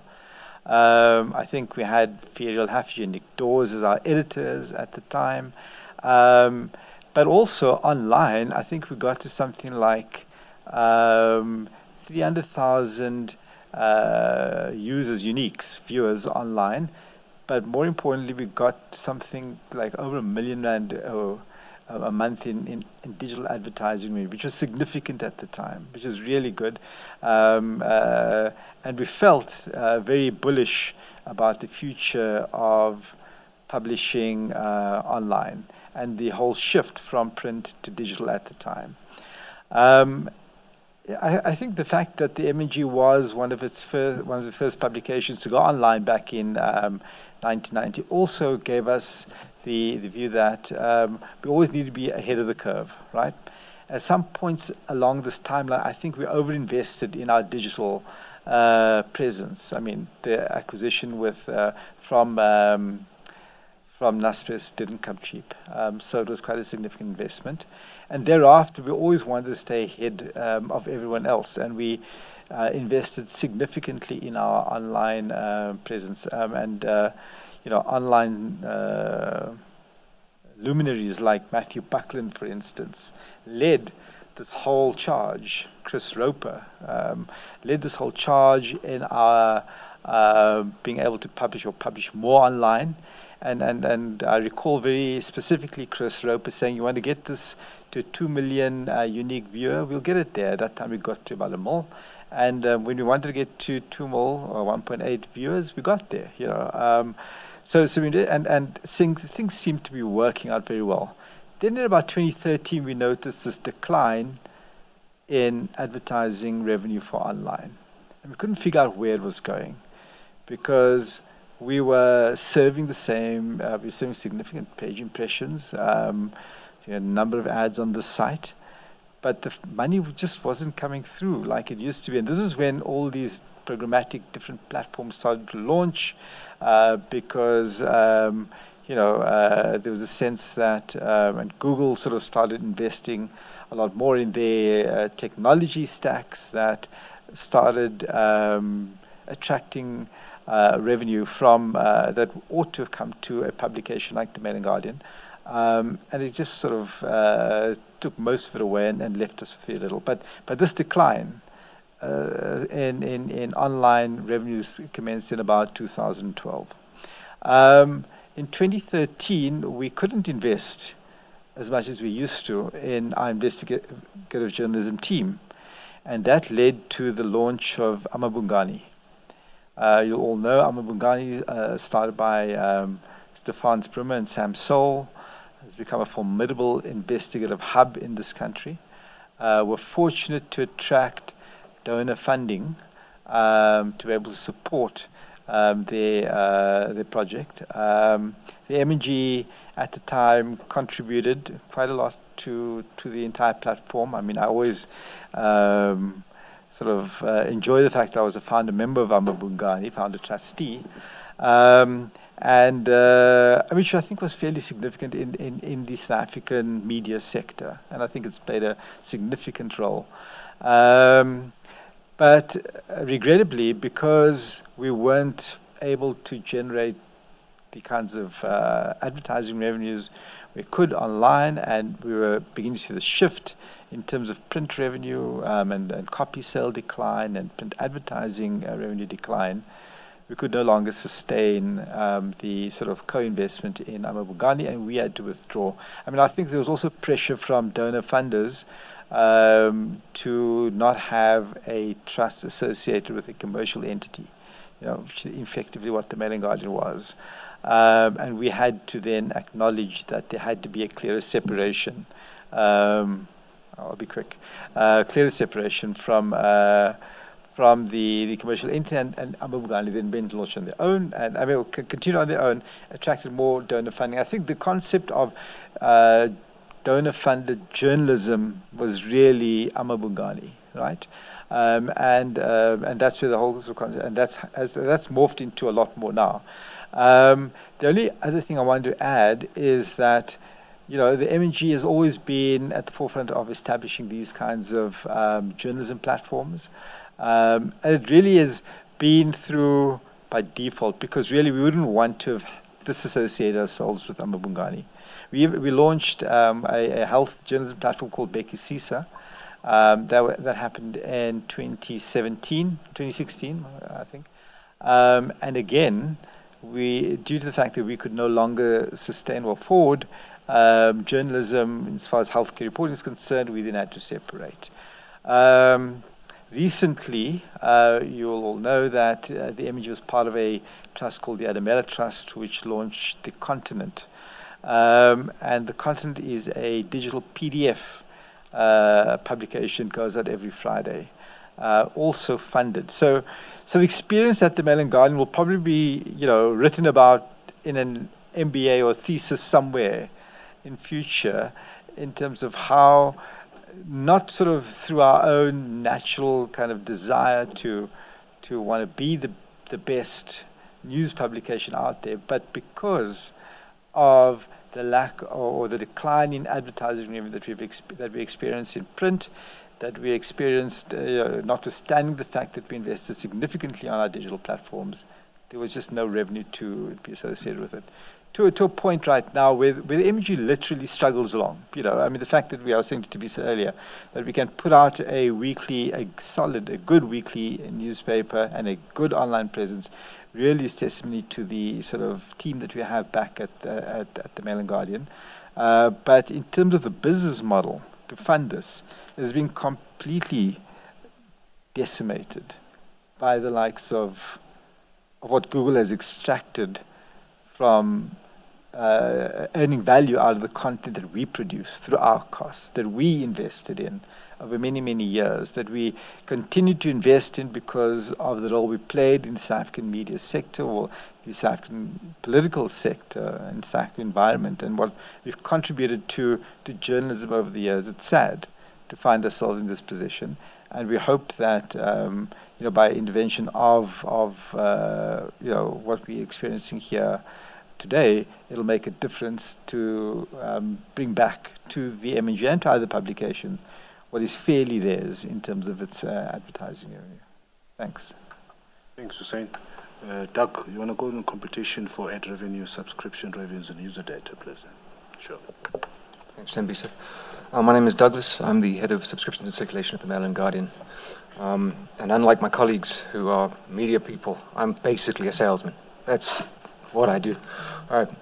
And in order to do that, one has to understand one's audience. One has to understand how the audience works. And I think that it's necessary when looking at the Mail and Guardian and its transformation since this time that we look back at our historical model, specifically starting at the print area and move towards the digital aspect of it. One of the things that I think is important is that we have to acknowledge that the print media in itself is in decline. Fewer and fewer copies of pretty much every publication, except maybe Farmers Weekly, are being sold on a basis, and that means that the audience continues to shrink. Now, that of course was exacerbated come 2020. I have the figures that can show you at the start of the year we were sitting at one particular circulation level. By the end of that year, it was a quarter of that circulation. We have been able to pull stuff back, but I mean, it made a significant dent in the funding capability of the Mail and Guardian. So what I'm going to focus on specifically is the attention and engagement of users on the digital platform, because it is very different from how a print audience engages with their newspaper. When you buy a newspaper, you've got it, sits on the table, you pick it up, you read it several times a day, and then you put it down, maybe somebody else does. When it's a digital medium, you're looking for it directly, it's in your hand, maybe you share it, maybe you don't, but it's not an easily distributable product. So when you've got people coming to the Mail and Guardian, you need to make as much use of them as you can. Now, when it comes to advertising, print versus online, with print, it's all about how many copies you sell. It's your circulation figures. It's where it's coming from. With online advertising, it is how many hits you're getting, sure, but it's also who's getting hit, right? I mean, and these massive digital platforms have algorithms such that they can tell you what kind of toothpaste you're more likely to buy just by your searches and what other products you associate with. And that's forcing, because of that, it's forcing other organizations like the Mail and Guardian to start trying to make their own inroads into discovering that information, into getting that data.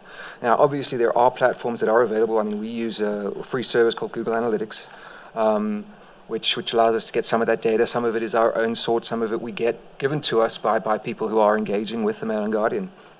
But because the cost of developing that sort of technology, we will never be able to keep up with a digital platform, digital organization whose entire business model that is. And then the other thing that we have to look at is especially how people online engage with content. As Hussein mentioned, back in the 1990s, we developed this website. Come 99, we were the biggest website in South Africa, most visited website in South Africa, not just news, website, right? And that's because at the time people were engaging with media in a certain way. You move forward 20 years, and the culture and the behavior has changed, partly because of the way these websites are being packaged and presented to us. And I'm sure everybody here has been on social media. It's a stream, and you sit there for hours, and you stroke, and that doesn't mean you're going to be clicking through anything. That most people are just happy. They think they've got enough information from the 15 words above an article and the headline. And they scroll on, they give their opinion. They don't care where it's coming from. They don't care who's sharing it. They have access to it. That's what they see. I mean, I view it like a one-armed bandit. You pull, slots machine go. Hopefully you get something out of it. Maybe you don't. But it's a habit-forming situation. So the way people engage is once they're on a platform, they don't move beyond it. And this has had an effect on news organizations. on a vast aspect of things. I mean, News 24, Mail and Guardian, pretty much any news organization that exists cannot compete there, and because people aren't moving, they're not going anywhere. So, of course, with the declining audience, so what we've as a result seen is a declining audience in print and a declining audience online, not of people accessing online, but of people consuming independent news online, just because of the way that they engage with online activity.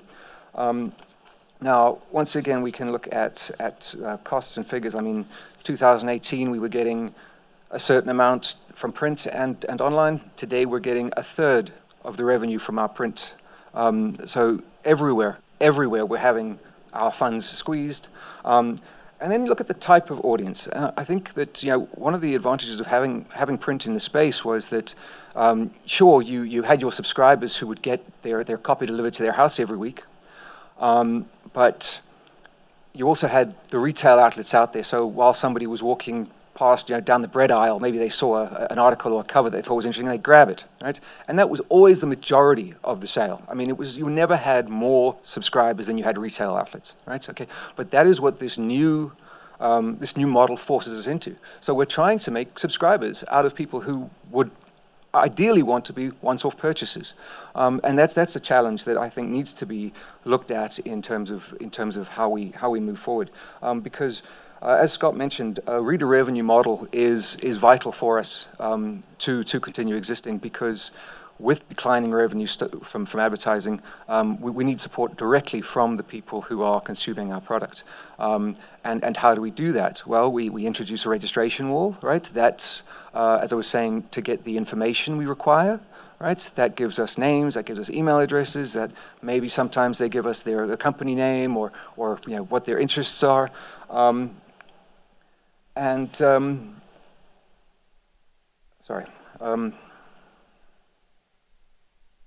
then you've got a paywall model, right? Now the paywall model is effectively you block people who don't pay. You don't get access to the news if you don't fork out of your pocket, and this further limits the dissemination of quality news that's available to the public. So just about to wrap up, but in closing, I think that one of the important things is, as Hussein did mention, was that in the early 2000s, our digital advertising revenue was in the millions. It is now less than 5% of our advertising revenue. That on the back of a declining print, which is also seeing declining revenues, and on top of that, the cost of digital advertising versus print advertising, I mean, it's once again, it's sitting at 5%. You might sell a full page in a print publication for 100,000 rand. Someone will come to you and they'll say it's the exact same size, exact same dimensions. It's just being viewed on a phone, and people are saying, no, well, I'm not going to pay you more than 5,000 for that because I can go cheaper elsewhere, and it's a massive. I mean, I think that it's a difficult situation for news publications to be in. Thank you. Doug, one other thing we need to add is that these interventions which were made to protect media organizations, they're also crumbling. There's paywalls, subscriptions. So now you have platforms that are actually giving valuable information for free. So we try to protect ourselves and come up with these interventions, which we would have hoped that there was going to be some sort of solidarity within the fraternity to ensure that we continue in this manner. But they have been dropped, and people are looking at other creative revenue streams. So we are a very vulnerable business right now, a very essential service that has to be. We have to continue providing services to the public, but the sustainability models that we have, financial sustainability models that we have, really need some overhaul. And I think that will take the entire industry, and hence the importance of us addressing the challenge presented to us by Google as an industry is key. Because by and large, the reason why we find ourselves in this situation is because of such big, giant media organizations who don't want to be called media institutions, even though they are media institutions, coming in and basically exploiting and taking what we work so hard for and fund for free. So it's key that we join forces. And I'm glad it's not only South Africa that's doing this. I mean, the world is doing it. And the nice thing, of course, is that Google seem to be listening, notwithstanding that, of course, they're not willing to pay as much as we would like them to pay. But I think we are towards a step towards the right direction in terms of them listening and understanding our plight. And hopefully that will change. So I'll give over to Scott to deal with the which one, Scott? Number 3. Yes, which is the advertising and user engagement. So there's a bit of, obviously in this kind of environment, there's a few ideas we discuss in the newsroom and say, okay, what's a roadmap here? How do we put this kind of things together? In part of the roadmap there are some cost-cutting measures to be involved, not necessarily staffing, but in terms of, say, for example, the print product, for example. And that idea was tabled in the sense, okay, say, for example, we don't print for every second week, for example. So we're saving a big chunk of money, which does a lot for us. But again, that's not a model, right? That's not cost saving. It's not a business model. But interestingly, in that discussion, editorial guys were like, yeah, okay, it doesn't affect them that much because their stories are all going to get published. In fact, they know that their audience on their particular stories is still bigger than print. Look, yes, of course, there's a certain loss there for them from their workflows, for example, are still very print-centric, so there were some adjustments there. From my particular side, on the product side, I was like, oh, great, more investment in terms of what we want to do, so I was happy with that. But nevertheless, I'm still very cognizant of the revenue replacement that we have available to us. And of course, the commercial guys in that meeting were very concerned in the sense that they know that the loss of that print product, valid or not, still in the marketplace in terms from advertisers is far more valuable than the digital product. So there's certain things where we're looking at replacing that, and we're taking a closer look at our PDF version of the newspaper, the digital edition, the e-paper as such. And yes, there's certain things that we can build out that increases user engagement there. It's a better reading experience. There's certain things we can add to that experience, like saving articles for later, downloading offline. There's certain additions we can do there. And also we can provide stats to the ads that are in that paper in a much more meaningful way to the advertiser. So there was some little things that we could discuss, and it's still viable for us, and we are moving in that direction. And with the other products that I mentioned earlier, there is a roadmap there. There is some uptick. The subscription is showing some sort of uptick for us, mainly because we invested in our tech stack, we invested in our onboarding journey, we invested in our database management. So these kind of mechanics behind those models are working far better than they were a short time ago. However, in terms of the revenue replacement, the runway we have in order to do that is quite short. And we're in a space where things are declining probably more rapidly than anyone here thought. So again, what do I have immediately available to me? I have my website traffic. As soon as you're looking at your website traffic and you're starting competing in the local space for that, you're like, okay, there's certain things we can invest in. There's some tech stack issues there. There's some SEO technicalities we can build out around that. There's some publishing SEO we can do better as well, some headlines. So there's things that we've improved, and we are, of course, working on those things. But how does that translate? I mean, my problem with Google and the aggregation that they have ongoing is, yes, we want to be there. We want to work with Google. We have to. But in my view, if we're in a space where, we can dig into analytics, for example, and we're at roughly, given our Google impressions via search or otherwise, we're at roughly around about 5% click-through. Roughly 5-6%. It fluctuates a little bit. But it's obviously quite low compared to the kind of audience generation that a platform like Google sees from the Mail and Guardian, sees from the kind of content we produce.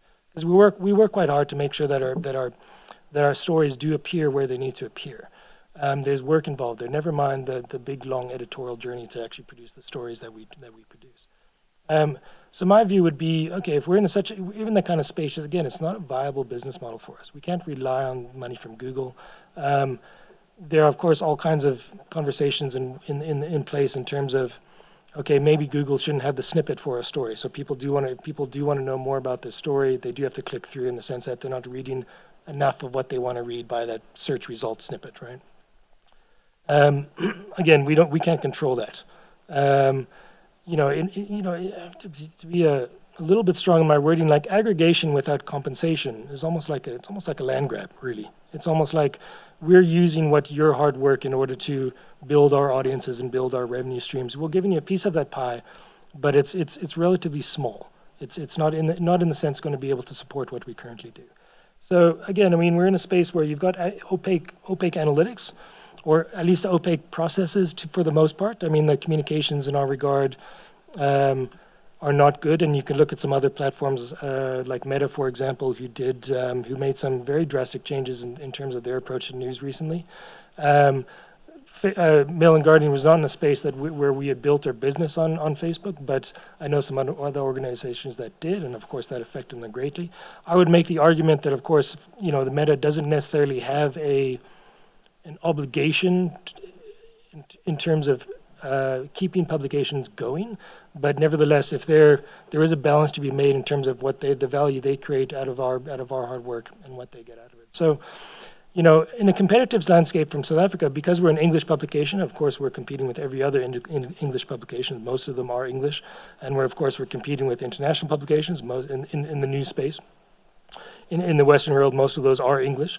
So how do we do that? I mean, Mail and Guardian is not in a volume game. We're never going to be in a scenario where we're going to be starting to see user traffic in the 30 millions, 40 millions, and things like that, whereby models like programmatic start making at least a little more sense. But we're never going to be in that space. We're not going for that space. It's not the nature of the Mail and Guardian's journalism to be in that space. So I think we essentially be in a space where I'm building other products. We're building newsletter products. We're building multimedia products whereby we control a little bit more in terms of the sponsorship of said products. It comes down to a direct play with our readers. We've got a small readership, but they're committed, they're dedicated. So, okay, how can we leverage that? And that's the space we're in at the moment in terms of our competitors. We cannot compete with the News 24s of the world. We're not a breaking news organization in that space. And we can use an example, say we covered the Senzo trial, for example, which did very well for us. In fact, we've got a lot of views on that story, but it didn't translate into great revenue, nor did it translate into a great conversion into subscription. So yes, we can cover the stories, and some stories in our coverage we can't compete, but there's no scenario where we're going to be pushing out the amount of volume that News 24 does, for example. And so we have to really start asking ourselves, okay, what are we building at? How are we going to make this work? Subscription is part of that. Building new products is another part of that. Whether we're going to be able to do that in time before we necessarily have to replace the print revenue, we'll find out soon enough. Okay, thanks, Scott. Before I give over to Hussein to conclude on the sustainability of investigative journalism, I'll answer two questions. The first one is the competition between Mail and Guardian and other news organizations, and the competition between Mail and Guardian and the foreign news media. I don't think there's competition. I think competition suggests that there's some kind of hostile existence between ourselves and other music organizations, because we're all clear in terms of our mandate and what we're supposed to be doing, and why we exist. So that is clear. My only challenge is not necessarily the competition, but is the centralization of funding, which creates a problem, because for me, it's another way of a backdoor entry of monopoly. And we see that happening, by the way. A lot of people mean well in terms of funding, but the fact that you're going to have certain very big funding organizations who then in turn will directly or indirectly expect certain type of coverage is problematic.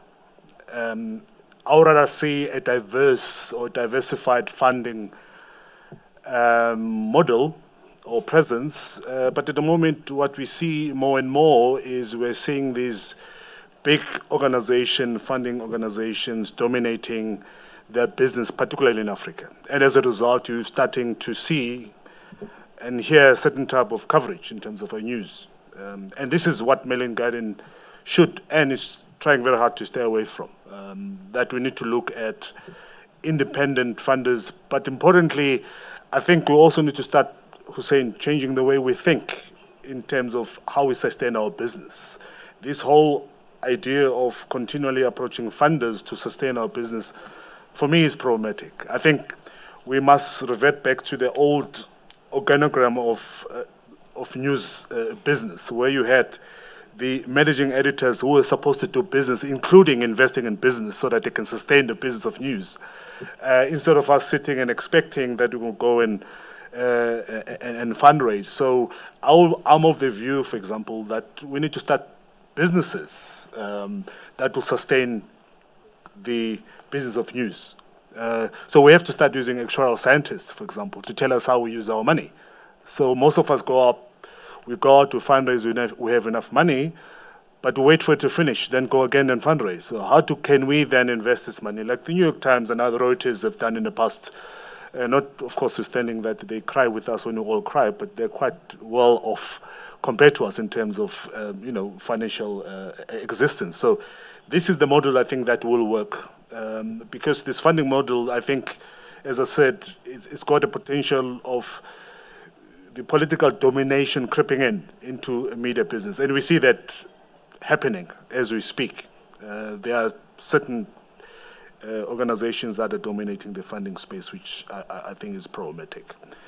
The other point is about our competition with international or foreign media organizations. We have no choice. The fact that we're on the World Wide Web, that in itself means that you wanted to go and play with the big boys. So we need to prepare ourselves for the eventuality and the challenges that come with being in the World Wide Web, because World Wide Web in itself is a competitive space, and you cannot but compete with big media organizations. But again, it's not about competition as far as I am concerned. It's about providing alternative voices so that we amplify journalism, and we amplify the mission that we've all signed up for. What I think is key and very important, though, is that whilst we are competing in inverted commas, we need to realize that there are also synergies. And I think this is one thing that most of us, as we continue to compete, have forgotten about. That news media is about synergies. And that solidarity within journalism help subsidize certain costs. So you don't have to cover the story at all costs, even though that you don't have resources. And we've seen the partnerships that have emerged over the past couple of years. Panama Papers, case in point, where media institutions around the world came together and they decided on how they will split the spoils, again in inverted commas. So you cover what's relevant to your audiences, etc. So these are the kind of things that I think we need to continue doing. I was speaking to some of our colleagues here in South Africa that we don't have to scoop each other all the time. There are certain times where you don't necessarily have to scoop me. You can give me the story and I'll give you the story next time.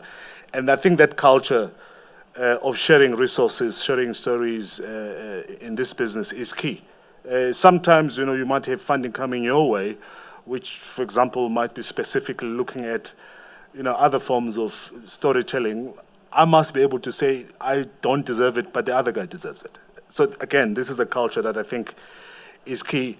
And the fact that we've got institutions such as SANEF, the Foreign Correspondents Association of Southern Africa, these are the platforms that are supposed to be facilitating that. But instead, I think they are dealing with other issues, which again are important issues, but I think one issue that has to be included within these organizations, umbrella organizations that represent journalism in this country, is to look at how they can facilitate sharing resources when they come their way, and encouraging that culture within their membership. Finally, we have tried at the MNG to ring-fence journalism. And how did we do that? We have done it by establishing, and again, thanks to Hussein and team, this Adamela Trust. Adamela Trust's purpose is to ring-fence journalism. and fund journalism, because we have a lot of people who want to give money, but they don't want to give money to an institution and facilitate Tembisa's sports car, but they'll rather want to, fund journalism. And what Adamela is doing is going out to fund journalism. So that ring-fences journalism. So even if the institutions do collapse for whatever reason, but journalism will always survive. And I think that's for me, that's key, and another way of how we can protect what we do best, and separate and minimize the risk that has befallen some of our colleagues, where when the business collapses, everything else shuts down.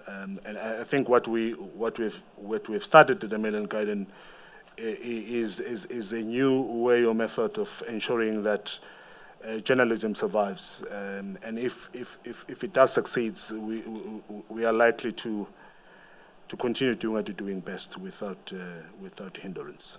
Hussein, you want to take the last one on sustainability? Thank you. So the views on the risk of corporate and government-funded investigative journalism. I don't think we've seen many. We have had instances where corporates have asked us to, or sponsored a certain project or a certain objective. And, we've always had very strong editorial people in the organization, and it's led to lots of debate and exchanges between a potential sponsor or funder and the editor themselves, because we've got a very specific idea about what the output ought to be. So, so in terms of the risk of corporate investigative journalism, I think that you can build in place mechanisms to protect the independence of the journalism and independence of the output. I think what concerns us more is government interventions, and I'm not sure if many of you know that recently government has once again raised the issue of, it may be in disguise, but the issue of a media appeals tribunal was mooted many years ago. I think it was back in 2014 when the press ombudsman's office established an inquiry to determine the BEE status of the news sector. And at the same time, we also came up with a very specific code that was established. It was written, and that ensured the protection of. It revised the codes insofar as the press ombudsman is concerned. But I think that we got to a point where we were able to maintain an independent, sort of self-governing institution like the Press Ombudsman's Office, which works very well. And I think it continues to do superb work right up until today. What I think government has been trying to moot is a establishment of a media charter. And the publishers have obviously taken a very strong stance against it. We engage in the discussions with them. But if ever it does come into being, we've insisted that it be a voluntary charter. So those types of interventions do worry us. And we would resist, as publishers, as much as we possibly can, any form of government prescription or regulation that'll expect or anticipate media to toe a very specific line. And I think that, we all know that the press freedom is enshrined in our Constitution, and we will do everything in our power to ensure that that remains in place. Our views on the existential threats to news media, yes, it's there. We've heard a very excellent presentation earlier today about AI, and how that works, and this whole question about crawling and scraping and what they do with it, with the content that takes a lot of investment on our part to produce. One is going to have to ensure that there are rules in place in future to protect the sort of IP, the ownership rights on content, what happens to that content, what gets done with it. But this is the changing world. This is how the ecosystem will change, and who knows how this will all look 10 years from now. But certainly insofar as this inquiry is concerned and what Google has been able to get away with over the past 10 years that went by unchecked, is important for us to now intervene and to ensure that we reclaim and we get the business models right again, where we earn our revenue based on the traffic, based on the content, based on the investment that we put into our journalism. We return, we reap the yields of that investment in a fair and equitable manner.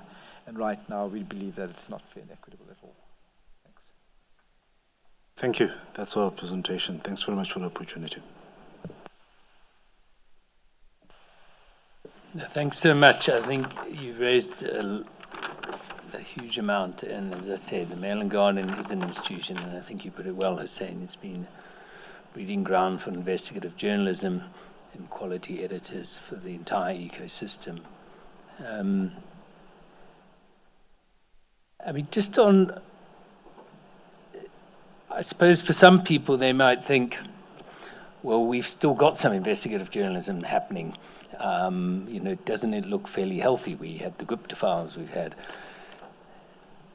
I mean, what has been lost in a sense of investigative? And just to give an example, Paul was mentioning to me how there used to be the consumer investigative work that was done in the 90s or late 90s. I don't want to give away your age either. But Becky says also is sort of depth in health rather than surface work. I mean, just looking back at the Mail and Guardian and what it did do, and as you put it rightly, it was doing stories others didn't do. I mean, what do you think has been lost in this period as the squeeze on the media has occurred? I mean, I think the control has been lost in that these projects and these really good platforms are funded externally.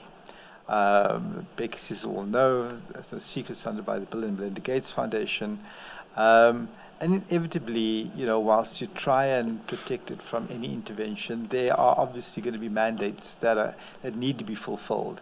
So what you've lost is the ability to publish free, without fear, without intervention, without having to report.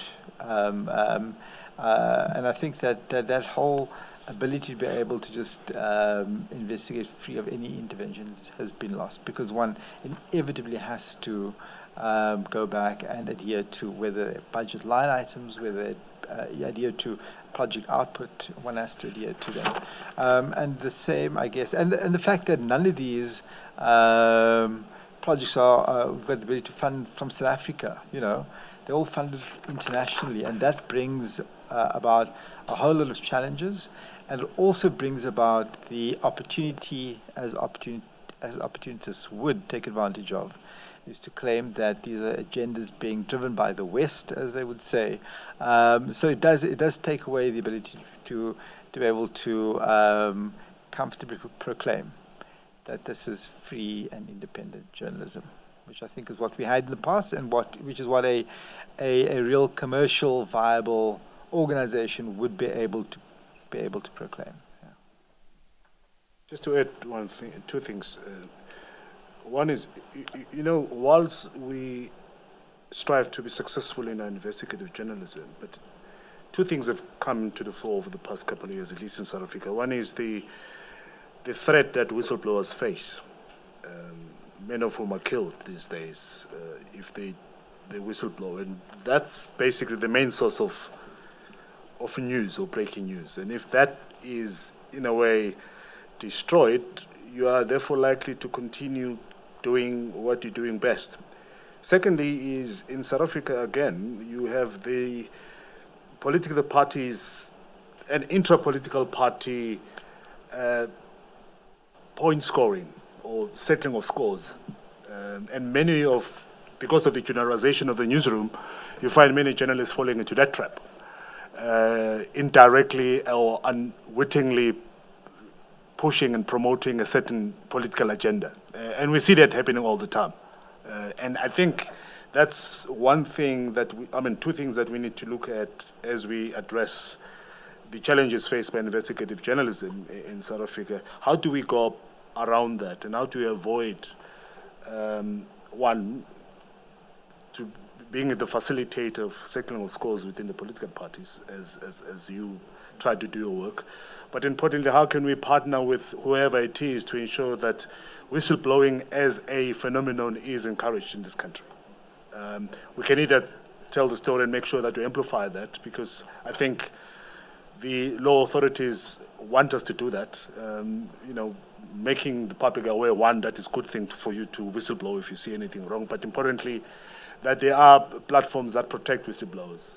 And until that is amplified, you are likely to have this very important source of news and information becoming smaller and smaller, especially if we have a lot of cases that are currently pending which are not concluded nor followed up properly by the legal authorities in terms of solving who killed who. Then you're going to have a situation where there's going to be a discouragement from the public to supply us with what we need for us to make good stories and hold this government accountable. Sorry, Evan, can I just take you back very, very quickly? So in your heyday, well, I don't want to call it your heyday, but in 2012-ish, when you had about 300,000 viewers online and about 1 million online in advertising, fast forward to today, is that still the same ratio? Completely the other way around. So you've got over 1 million people looking at our sites. In fact, more, because on so many different platforms. But the revenue is shrunk because the bulk of the revenue gets extracted by Google, and the remnant amount that we get through programmatic interventions is minuscule, completely minuscule. So it's completely reversed.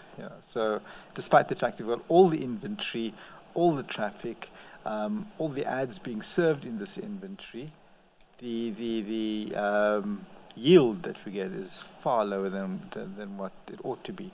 I mean, we've done a calculation that, had all things been equal, then this business model would been completely sustainable, right?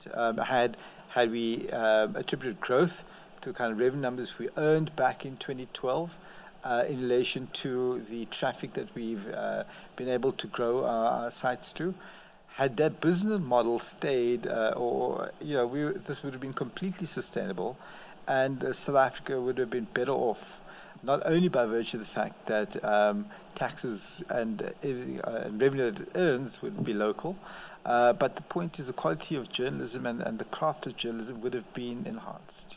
So it has had a real impact on journalism as a sector.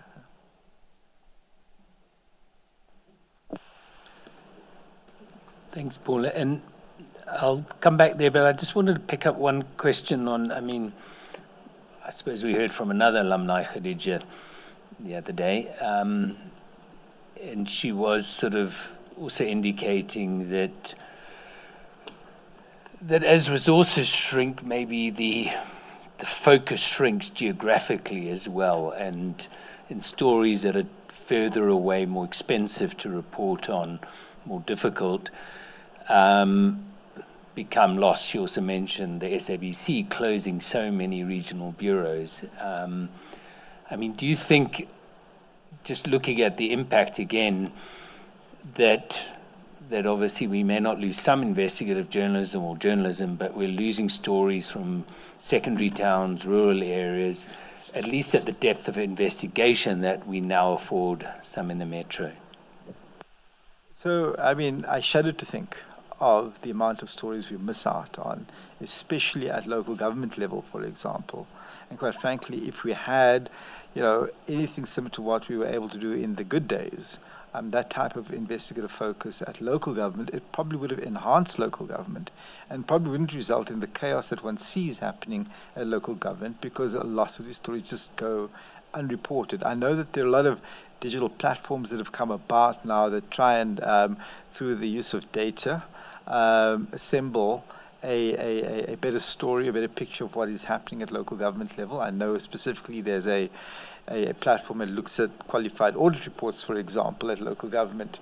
And that has, again, happened by virtue of digital sort of interventions. But it doesn't tell you the real story. It doesn't tell you the story about what happens to the individuals who are living in a particular area and are most affected by the fact that they've not had water for 5 days in a row. It doesn't get to the real story. So yes, absolutely, there are a lot of stories that don't get told, and to a lot of extent, government enjoys this picture of everything looking quite rosy, when in fact the real reality of it and the truth is that things are terrible down at local government level. You just don't get told.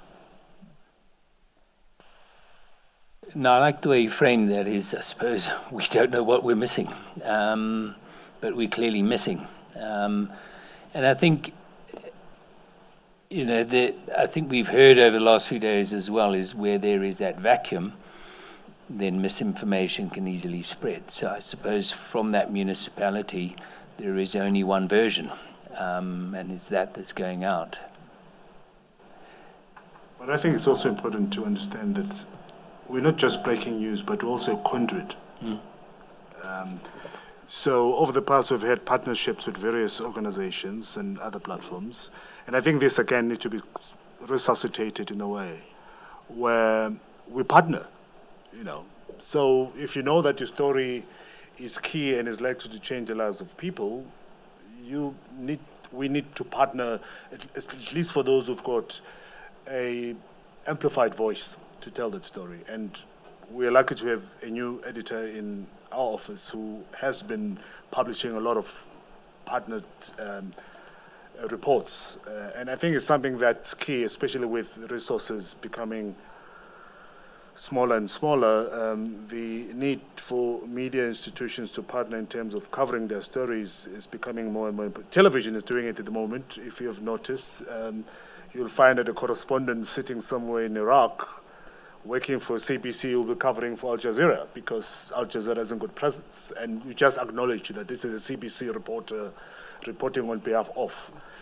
I think it's something that we need to start doing as print organization, where important stories that will ordinarily not have a voice can be rehearsed or republished at the other institutions, including the Mail and Guardian. And I think, you're the media specialist, not me, but that makes a lot of sense. Is there at some point a loss in diversity of voice if it's only partnerships? I don't have to take it this way. I think that there is certainly a risk of the decline in the diversity of voice when you're looking at partnerships. But I think it's important to note that the diversity in voice is already happening when you're looking at the algorithms that we're being fed. You pick a news story, you're not going to see another one because you picked that one. So we're already heading in that direction.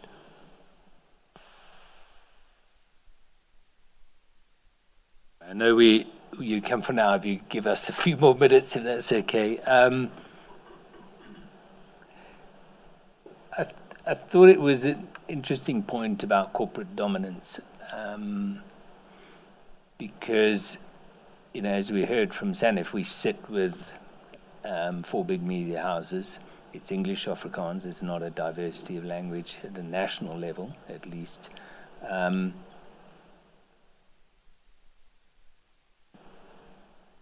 But, I suppose, is corporate dominance an ill? What we do see, or at least an observation from those, that some people do buy into the media for the influence that the media has and are willing to fund that out of their own pockets. So it's just sort of fast forward. If things don't change in your world, what might the media industry look like in 5-10 years? And what do you make of that likelihood?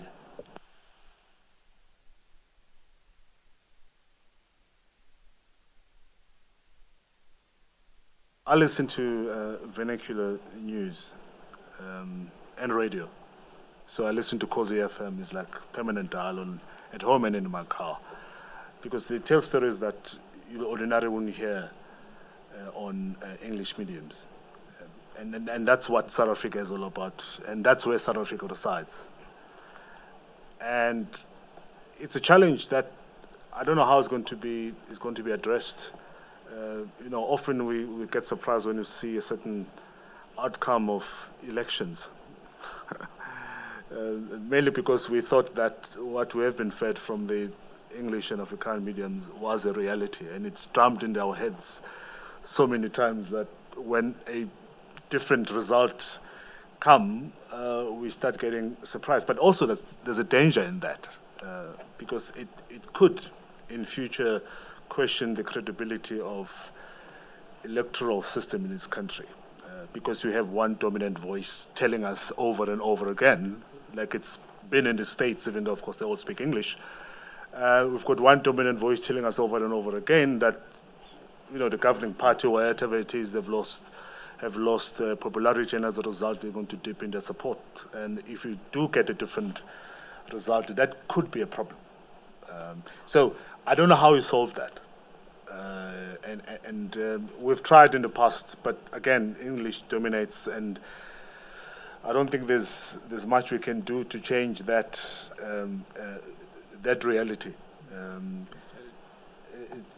It's quite a complicated one. Yeah. Yeah, I mean, I think we've got to acknowledge that the sector itself doesn't present as investment opportunity for corporate at the moment. It simply doesn't. And if you look at the publishers, we can understand Naspers has taken a long-term view, and they are able to do that because of the reserves that they have accumulated and other investment opportunities that is able to help cushion the losses. And we know it's losses as well. It's public. Caxton have got the printing presses, I guess, that have always that are there, and that helps them. But in terms of an investment opportunity, this particular journalism or the sector it doesn't present as one in future for as an opportunity, other than the fact that it may be the sort of personal agenda of a owner who seeks to achieve something else by owning a media platform. It'll take a while for it to adjust. Having said that, I listen to people like Michael Jordan, who says, look, this happens in any industry. It happened in the when DVDs became obsolete, for example, when CDs became obsolete. You've got to find a way, or the ecosystem finds another avenue.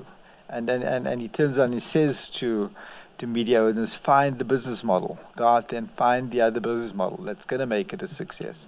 But in the current way it's formulated, it's not there. It's just not going to be there. And this is not a DVD, so yeah. So just on the point of corporate funding, I think it's important. I can't remember. I'm trying to Google the name of the publication, but there was a publication, I think at the end of last year, that was fully funded by an external corporate. And for some reason, he decided that he no longer wanted to fund it, and he pulled the funding, and they were all out of a job in a week. So I think that there is a very real danger of that sort of model. New frame. And I think, I think that's a good point, because any funding model, even if it's, Bill and Melinda Gates, focus can change, priorities can change.